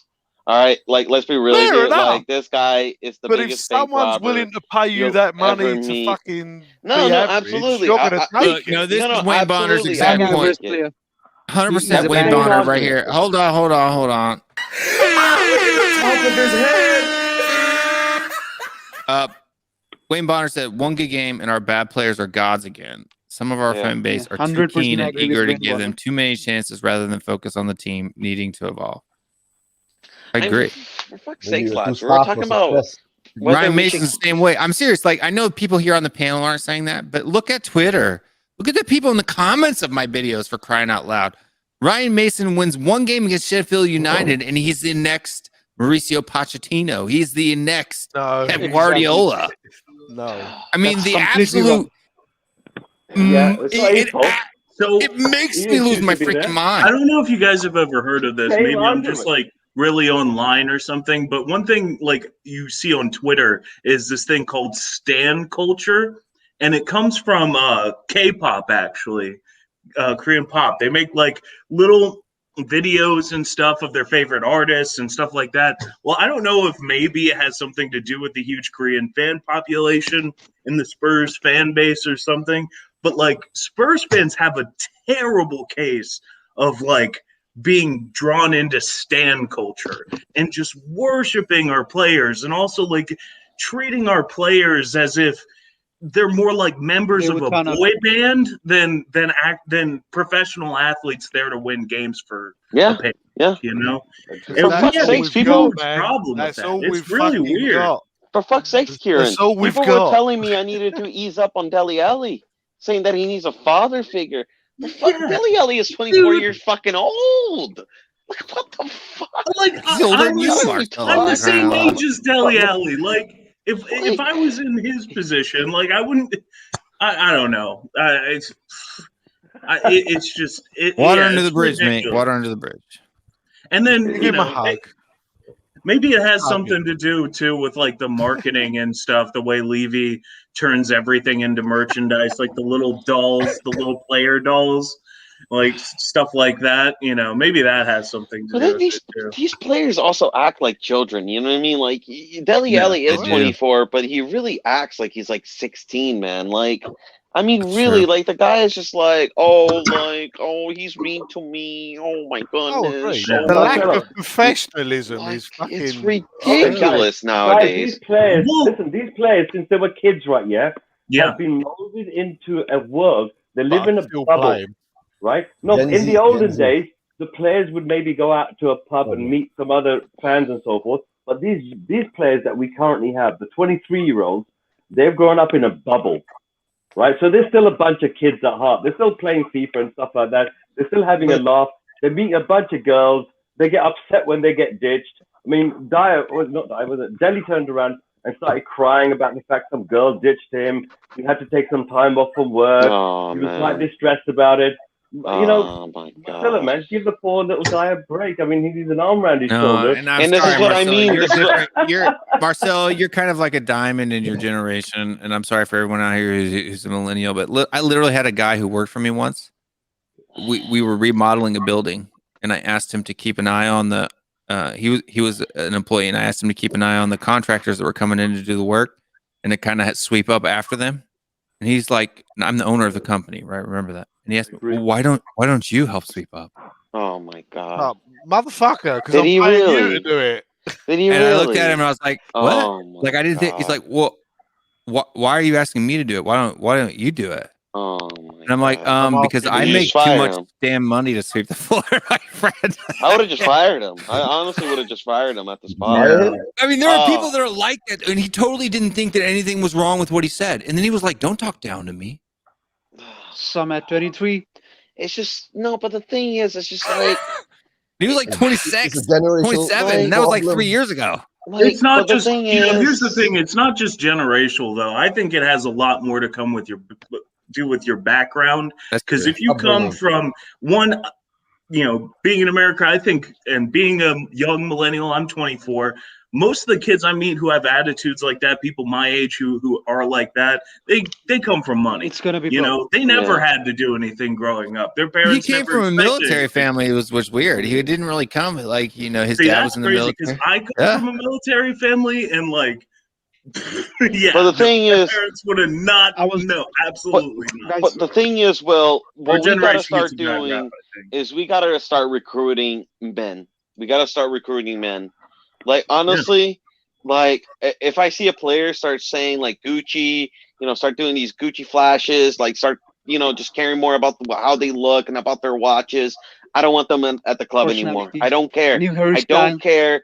Look at Liverpool, right? Look at Liverpool. Look how they handle themselves. They don't do this whole Gucci flash. Oh, I'm this and that. You know what I mean? These guys are fucking Premier League champions. They're Premier League and Champions League champions, for fuck's sakes. And you don't see them doing that. They're hardworking players, hardworking men who put their fucking shirts up their, in their pants, and they work hard. All right? We need players like that. We need we need to start getting some men in this fucking club. We have too many children. This is the problem with not having a recruiting setup. We don't have a coherent recruiting setup.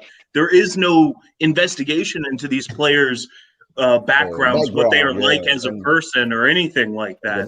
We don't have any of that in place. And, it's like when people were talking about Julian Nagelsmann possibly being our next manager, he's coming from the Red Bull setup with New York, Salzburg, and Leipzig, where they have a comprehensive recruiting mechanism where they go over everything. Yeah, exactly. They know everything about their targets. Why would he come to a place like this where we're just like, I don't know, this kid looks good. Yeah, he scored a few goals last season. Let's try him out. It's just call this, I guess, like tin pot. I don't know if it's like discriminating or whatever, but Klopp said that when he was hiring his players, he wanted players that were religious and family men. He didn't want players that were like single and more like, like social media outlets.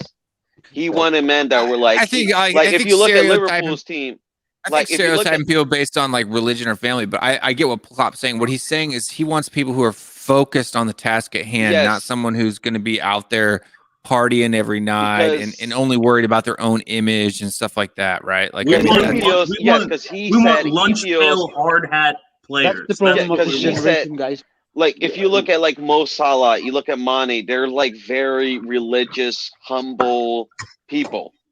Carrie, you need to come on more often, according to Durix Kane. He's gonna send you a lifetime supply of condoms. Thank you. But Levy wants to be the daddy, right? Yeah, to these players, right? So when they go crying about the manager, they come crying to him, and he puts his arm around them. And so the recruitment policy, the network policy, is all Levy, right? He chooses the type of players that he can control, that he can sell on, big them up. And basically he hasn't lost that mentality of buying and selling. Right? Now COVID's come along and kind of really scuppered up his plans, right? Yeah. And what I see here tweeted. Go on. Alistair Gold just tweeted I think 2 days or 3 days ago that some players are happy if Graham Potter would be the manager. What is this? I don't know, man. I'm just so unhappy. Look, I'm disappointed with Alistair because recently he came out with a comment that said somebody in India, right? Yeah, put up a comment saying that Dyer was shit. Right? That's it. Just Dyer was shit. Right? And Alistair absolutely had a fit about that word, shit. Yeah. Right? I've noticed it in YouTube that if you type the word shit, you need authorization from the administrator or the mod in order for the word shit, even with an asterisk in it, to be put up. There seems to be, look, there's a lot of devious stuff going on, right? Yeah, with the whole media setup, because these type of billionaires have got access and control and influence, and they seem to feed narrative into channels, right? I've been studying that on the side. Marcelo, 100%, I agree with you. Right? I say 3/4 of these players, they don't deserve to wear the badge, don't deserve to wear it, because they've been given opportunity upon opportunity upon opportunity. And this season alone, they haven't utilized our team has had so many opportunities to make a comeback and break into the top 5, top 6. Like other teams have literally fallen down around us, and all we've got to do is kick the ball into the back of the net, and we haven't done so. So our belief is still we have the opportunity, Mr. K. I think so. And that's the crazy thing. This season has been so crap that we still have an opportunity. Can you believe that? Well, the thing is, I will say this. Alistair Gold, in my opinion, after this, I think he's actually has kind of exposed himself a little bit more as being a club mouthpiece. Because honestly, I've been trying to follow that guy. Marcelo, that's his job. That's his job. No, it's his job, and congratulations to him. But I think our fans need to stop blinking off and just listening to Alistair Gold and treat like his word is God. He is. Yeah, I mean, it's not scripture. I don't get that either. I listen to him because when he has good information, I listen to what he has to say. But I don't think that he's the end all. But the thing is, most of our fan base do. Will I know that's true. Well, most of our fan base does that with everybody, right? Like, look, there are people that are like, David Harris. I love you a billion, but he's Jesus Christ too, and I'm Jesus Christ for people who love me, and Marcelo, you're Jesus Christ for people that love them. That's the problem, dude. People get so attached to people right now. Like Kieran was saying, like this whole thing where people put people up on these pedestals that they don't deserve to be on. Alistair Gold only regurgitates the information he's given. Yeah, but David and I have been saying this about Alistair Gold, that he is not unbiased. He is actually very biased. He is the board's mouthpiece. All right, whatever the board says. I don't know if he's necessarily the board's mouthpiece. I think he is. Because literally far. a week, he literally said Mason will there's a growing suspicion that Mason will be most likely be appointed as manager. And then the next fucking week, he's talking about that Tottenham is, looking for other managers. This guy just says whatever the board is saying, dude. Like, he just says whatever the board is saying. Well, yeah, I mean, that's how it works to be a journalist in a club like that. But like journalism, inside the club, they give him information, he puts it out to the public. But I mean, also, I agree with you that he does not criticize the board enough or anything like that. Of course, because he's not an investigative journalist. He's not an investigative journalist. But real journalists investigate a little bit. He's on the Tottenham beat.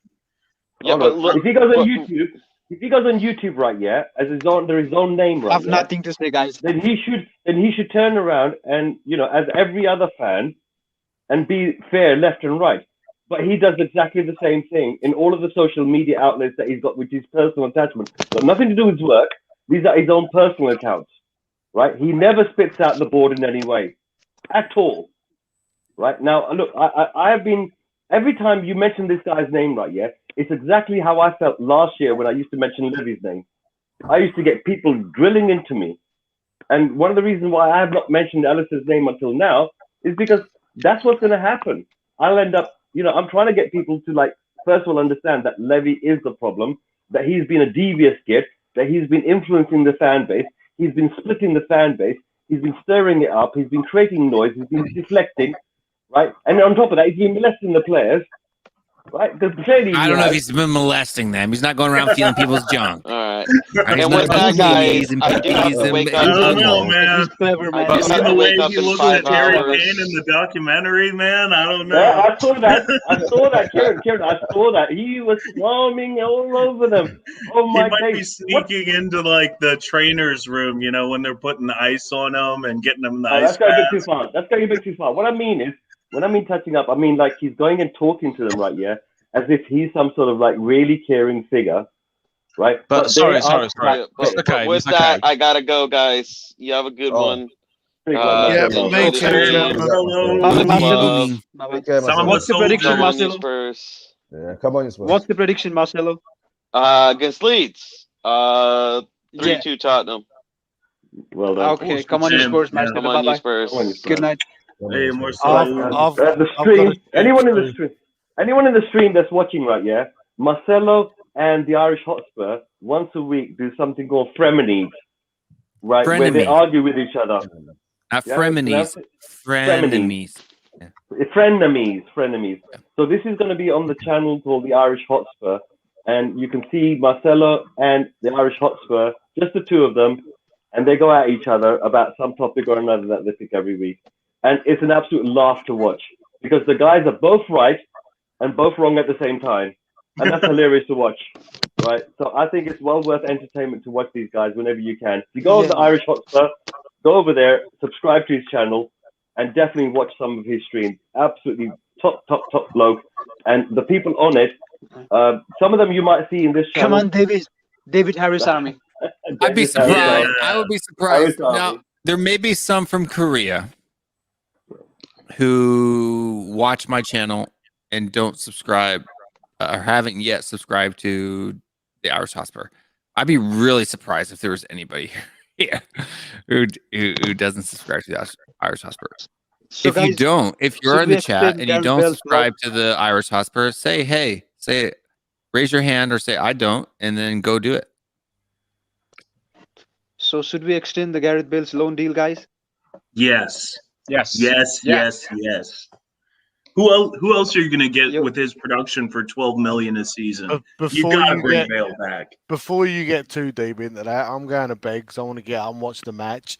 Gentlemen, it's been emotional, and we're going to win 5. Yeah, we don't have a whole lot of time left for the stream tonight. I have a 6 a.m. watch along that I have to do tomorrow morning. Ooh, go you! Crying out loud. That's in like 6 hours. So we are in. We are in. I've got a day off, so I'm like chilled. That's the reason why I joined. Yeah, but Mr. K, you're it's not fair because you don't sleep for like 2 days.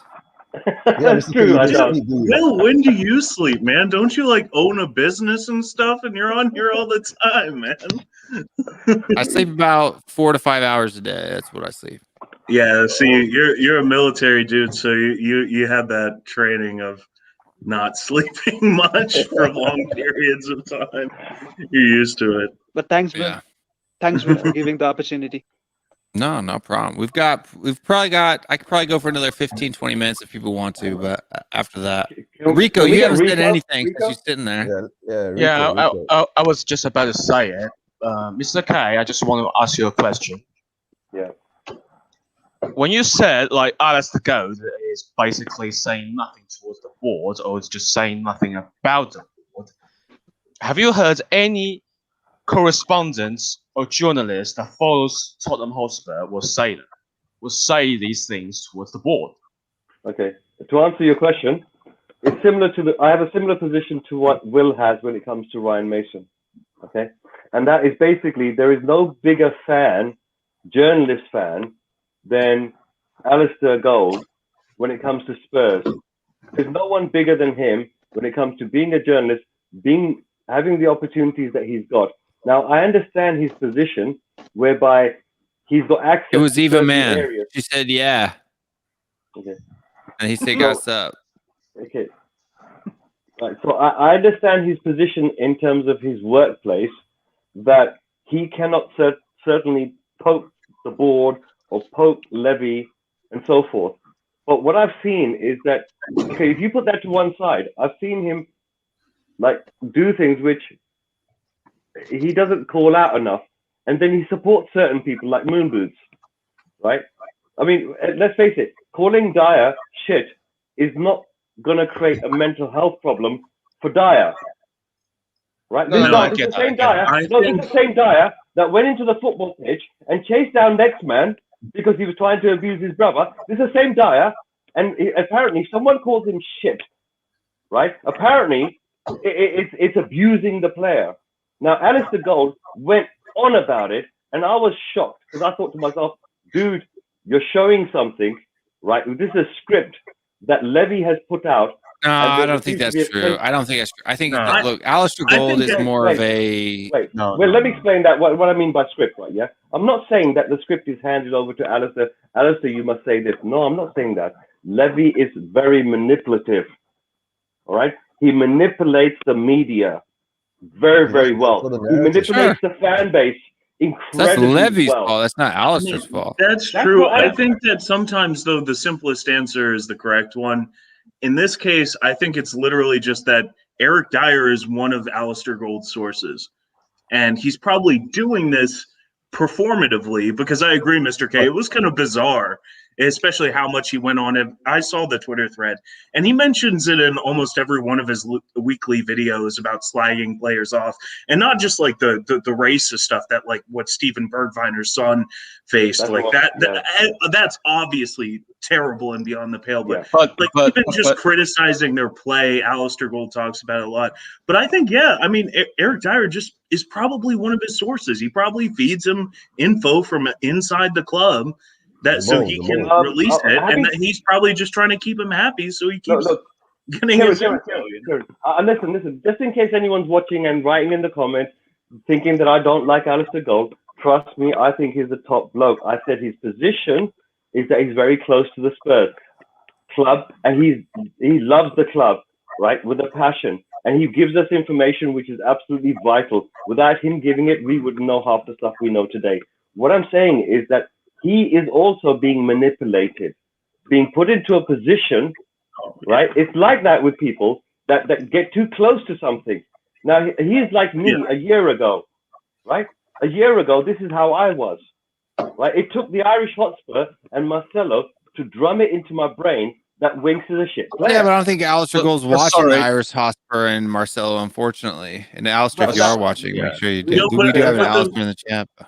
I think the even point if- Mr. Kane's making is correct, though, that that because of how close he is to the club and close personally to people within the club, that the narrative does There's a bias. leak Absolutely. into his journalism. Yeah, of course 100%. it does. Yeah.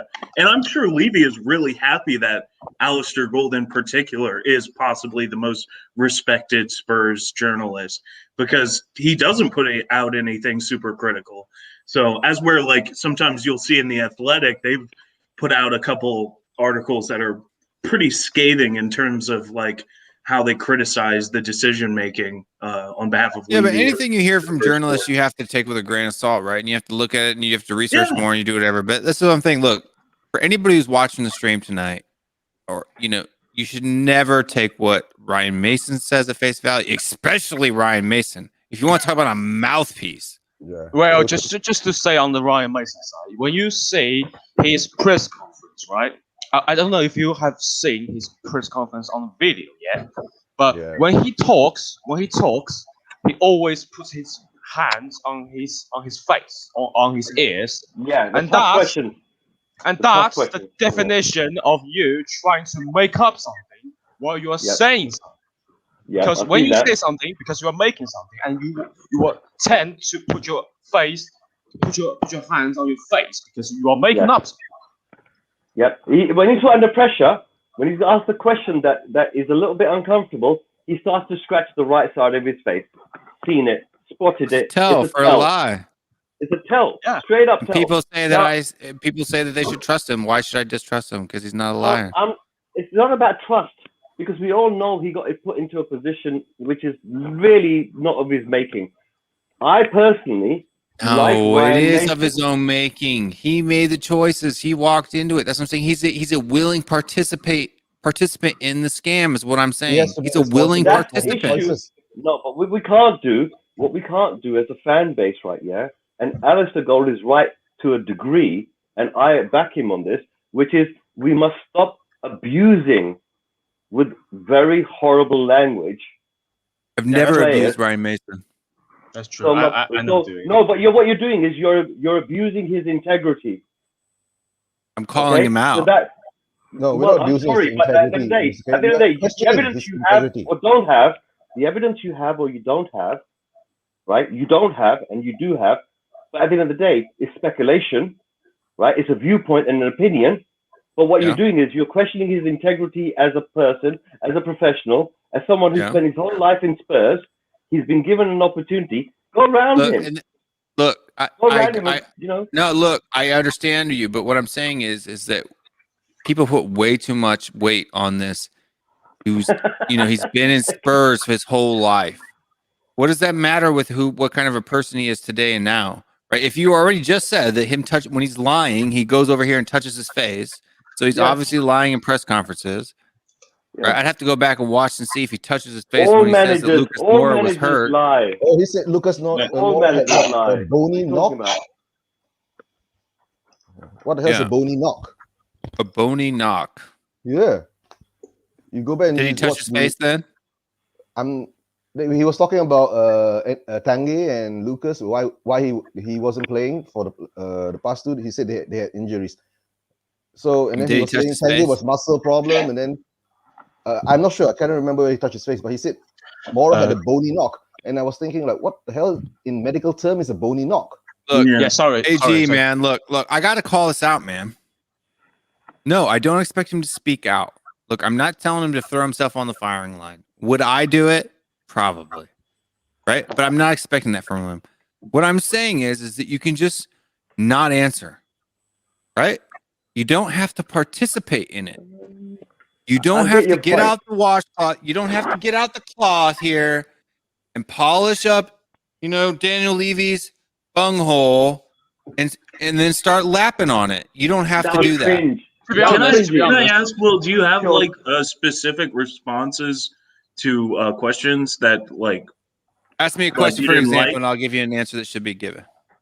Like, I mean, so for me, like a lot of his answers, I can't recall everything, but a lot of his answers usually just involve directing the reporter back to the game and saying that all my focus is on the game. The next game. Yeah, when it comes to the actual performance on the field, but when it comes to Daniel Levy, it's all Daniel Levy. He cares for the club. He's all about doing what's best for Tottenham Hotspur. He's all about doing this right. No, yeah, that's a show. Right? That is like a show. For me, it's like. So when it comes to the football, he's just all I want to do is win. That's all I'm focused on. The players, they've done good today. They've worked hard. Right? Anytime it's a tactical, technical question about football, it's ambiguous. But when it comes to Daniel Levy, it's oh no, Daniel Levy's 100% on board. He's for the club. He only wants what's best for Tottenham Hotspur. Yeah. What that tells me is he could give a crap about football. He's just doing what Daniel Levy tells him to do. And then people want to slate me off for that. I don't think it's that he doesn't give a crap. I think he just wants to keep his job because Levy's ego is so fragile that anything less than licking his boots would be considered an insult. Here's the easy answer. So look, it's like if you have a question on Daniel Levy, you should probably direct it to Daniel Levy.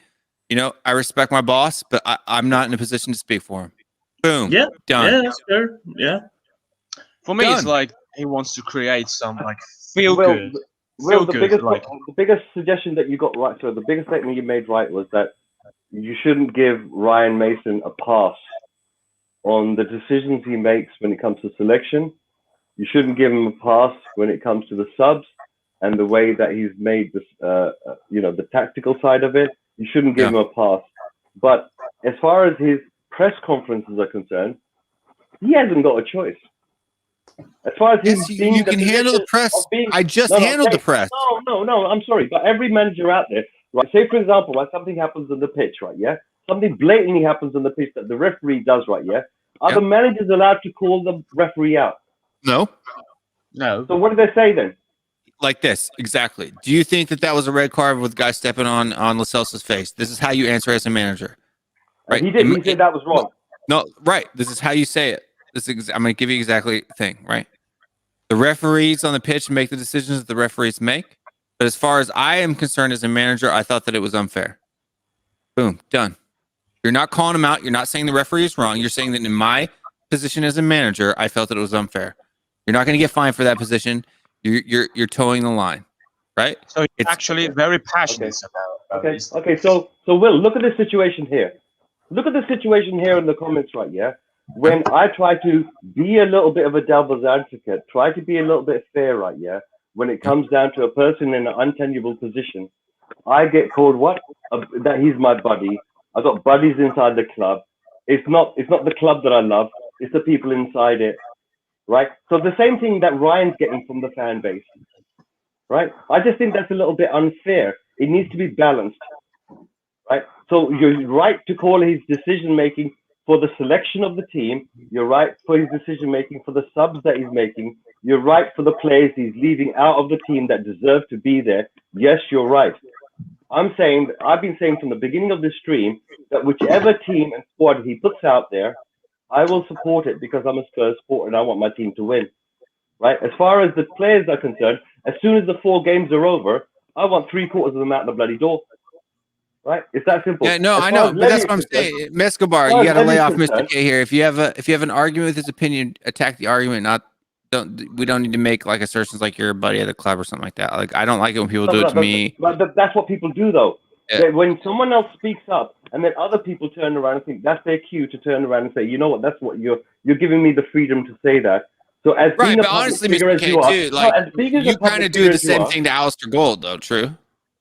But my point with Alistair Gold is that his platform is that he cannot speak about certain things about the club in a certain way. But when it came down to Dyer and the shit statement, that pissed me off. He went Right? too And long. I said to myself, hold on a second. That means that Levy's reach and influence, that people can't say certain things and then they have to protect certain things, is so great and so manipulative. He can do that to Alistair Gold. What can he do? I think he to was the just fan giving his base? opinion, right? Like some people don't like cursing, some people don't like. There's a lot of lefty woke people out in the world who anytime you criticize anybody for anything, they get all bent out of shape about it. And before people start calling me a damn Republican again, I'm a libertarian, just so people know. Classical liberal libertarian. So actually, I just want to come back on the Alistair Gold on Eric Dyer statement, because if he wants to actually keep Eric Dyer happy, you should not say something. Just like if you saw some like ignorant words about Eric Dyer, you just ignore it. Just don't say anything. As Alistair Gold's perspective, just don't say anything. Why would you say something out in social media on Twitter just to show off your tails? It doesn't make any sense. Look, hey, I don't think I like to watch Alistair Gold because sometimes he comes out information that we as regular fans can't get. But I don't take anything he says as pure fact. I mean, look, he was wrong about the Gareth Bale, Ryan, or Sergio Reguilon signings, right? So I mean, come on now. It's not like he's infallible. He's not scripture. That's what I'm saying. People got to stop latching on to personalities as being religious figures here, right? We are just humans. Like anybody who's out, I'm gonna tell you right now. Look, if you're watching this video and you're like, man, I love Will Stewart, and I'm sure there are people out there. Thank you very much for that. But if you're out there saying I love Will Stewart, and every word he says is absolute 100% scripture, you got to stop with that, dude. You got to stop with that, because I'm just some dude sitting here at my house ranting about Tottenham Hotspur. Yes, I do research. Yes, because of the fact that I have a channel and I have to come up with show topics.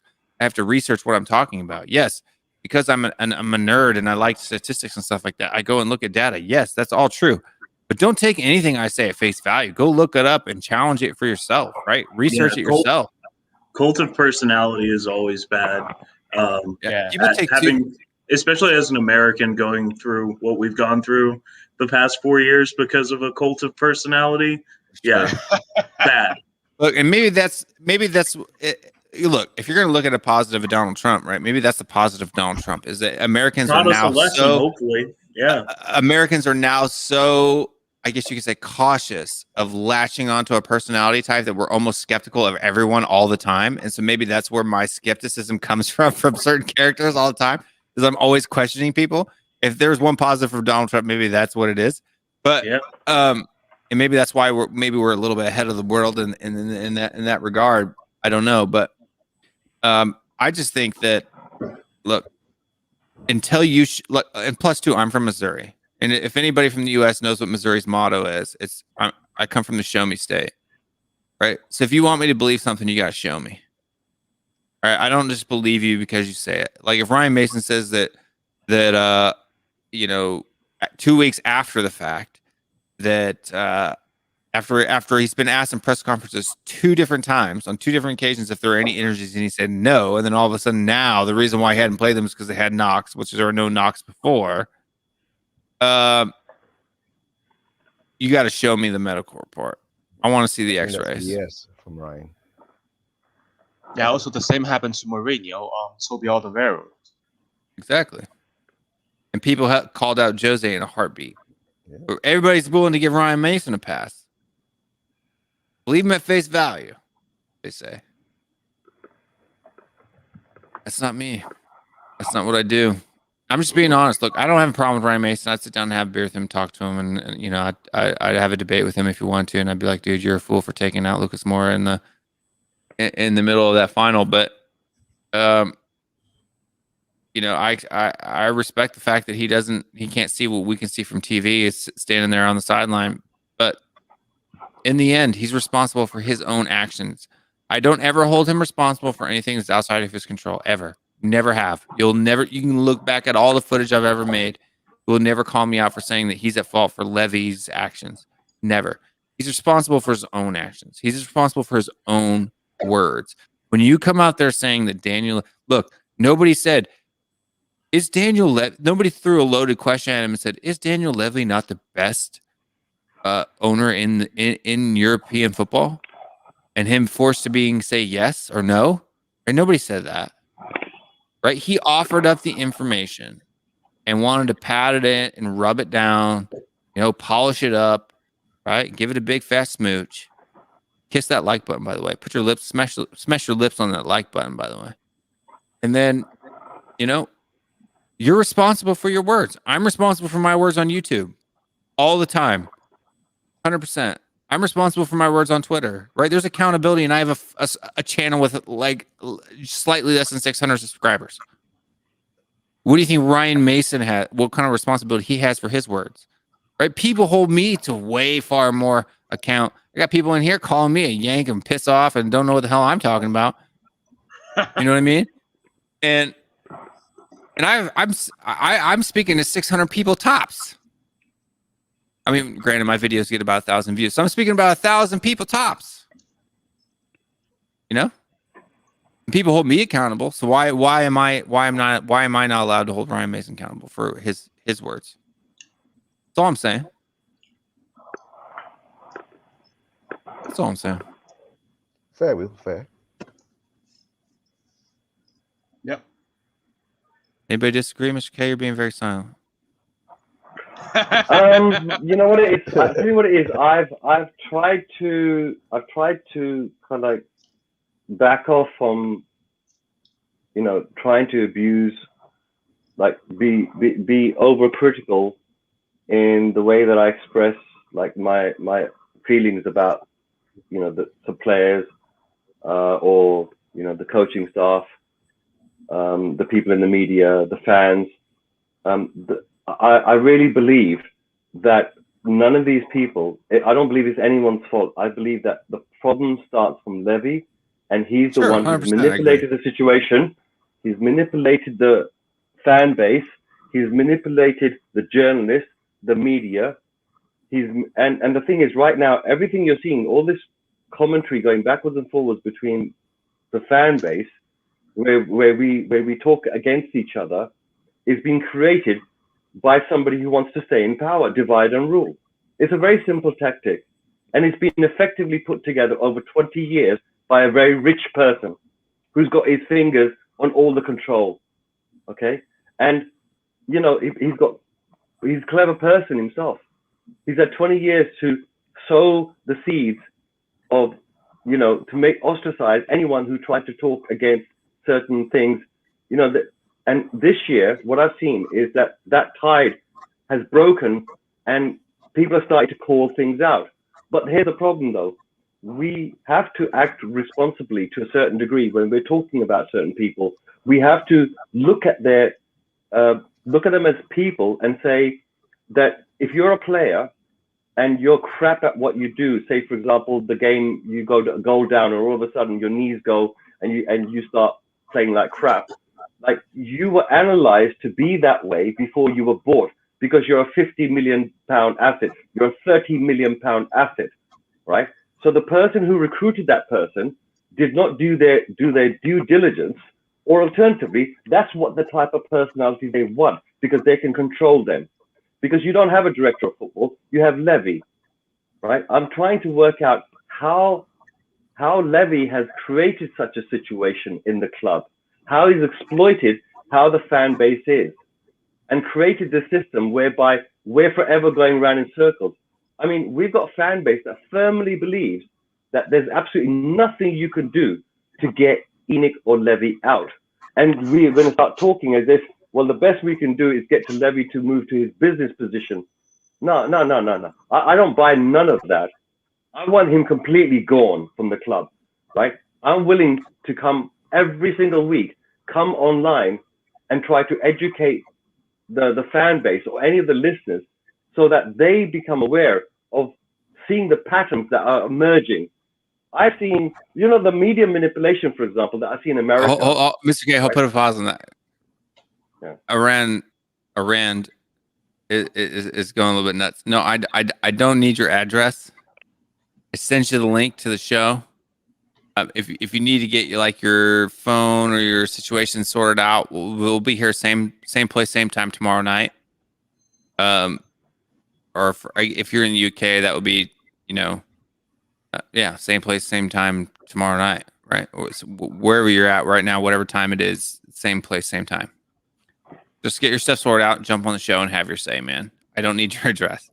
I appreciate that you don't hide, mate. You should take a chill pill, man, because he said, this I love is a you streaming too. show about football. So don't love me. Okay, maybe he is alright. Yeah, he's just trying to say that he's not going to hide. He's willing to come on man to man, have a say. Right? If you're not willing to come on, I sent you the link tonight. If you're not ready to come on tonight, we'll be here same place, same time tomorrow, and we can talk about it. So. Look, with the Ryan, so I try to rationalize it a little bit and say to myself that the people that have been doped, guys. Yeah, Tottenham Hotspur, the people in Tottenham Hotspur that have been doped by the web of lies and the manipulation that Levy has done. It's like we in the past we've thought to ourselves that this manager, he buys that these are his players.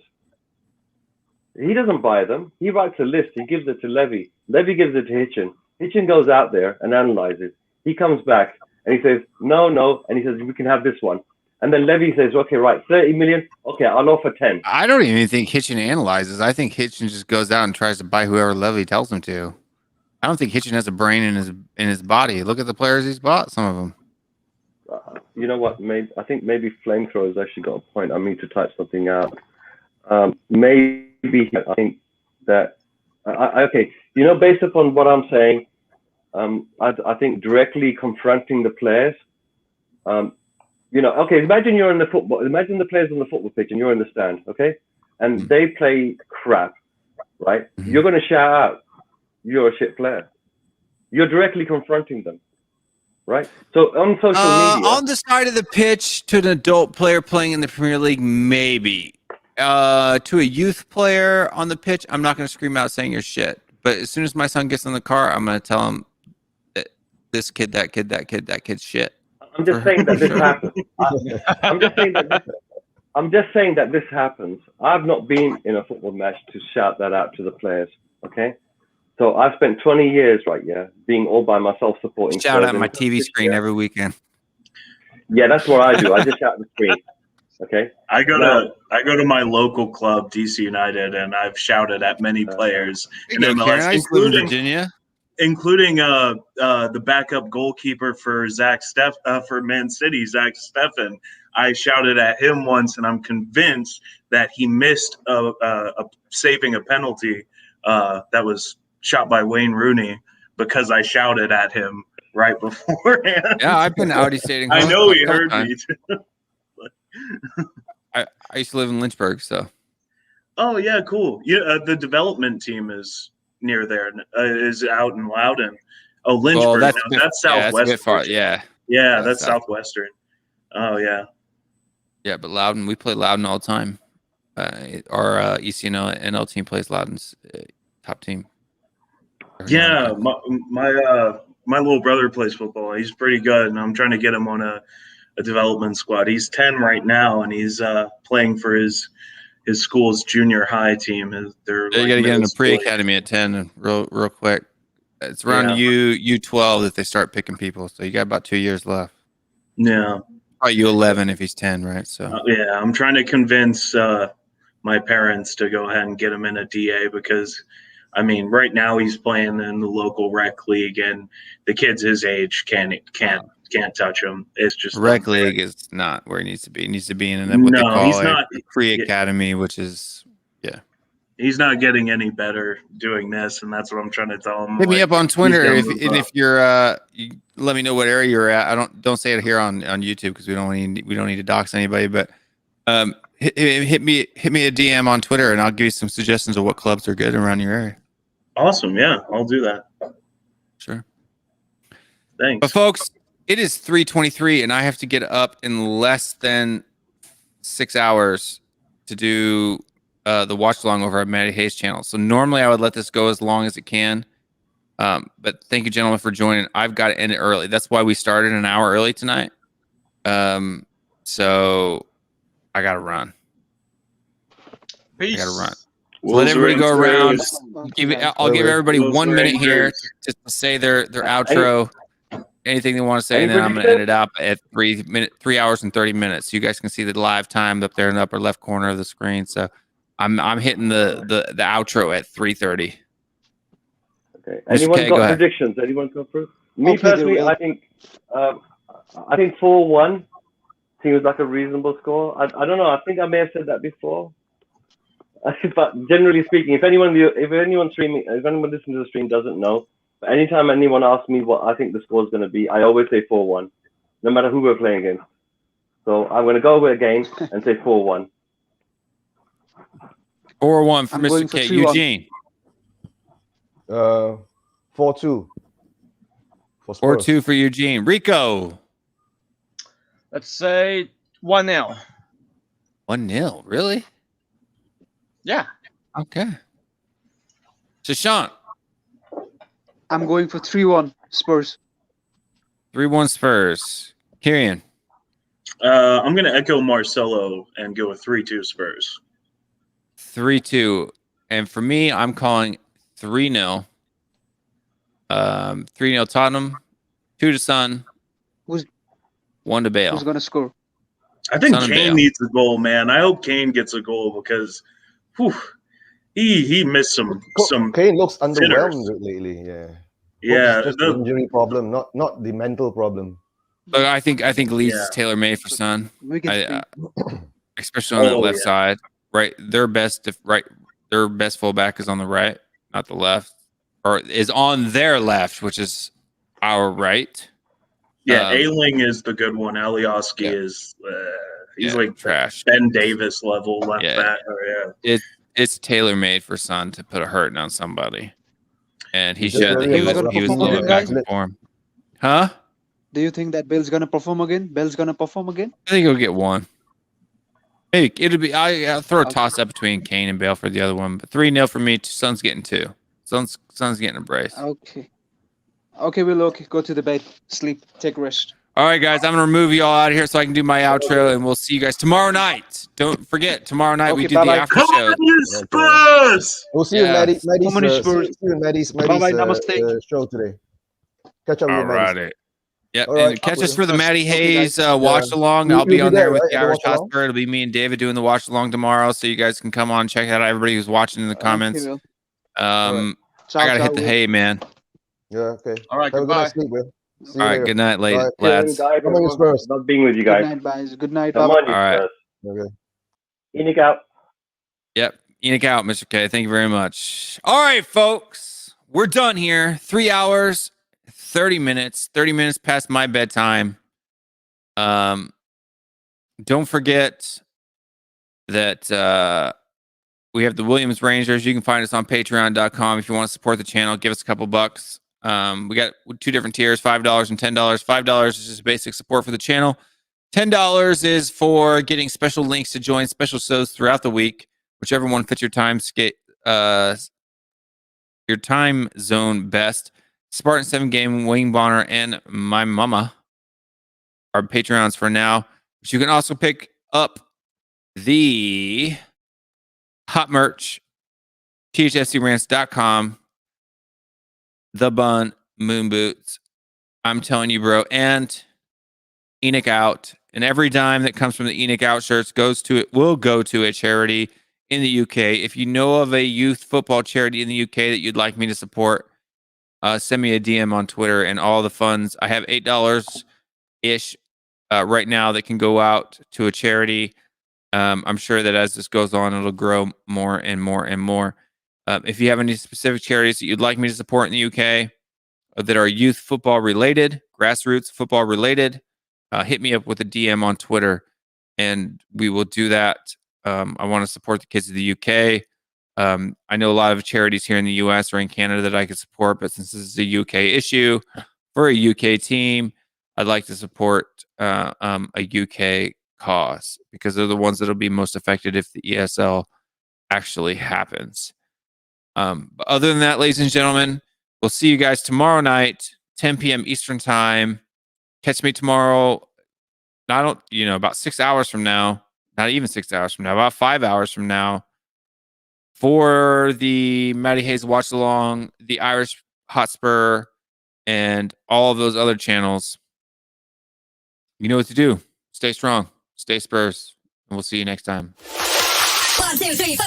Let's go now.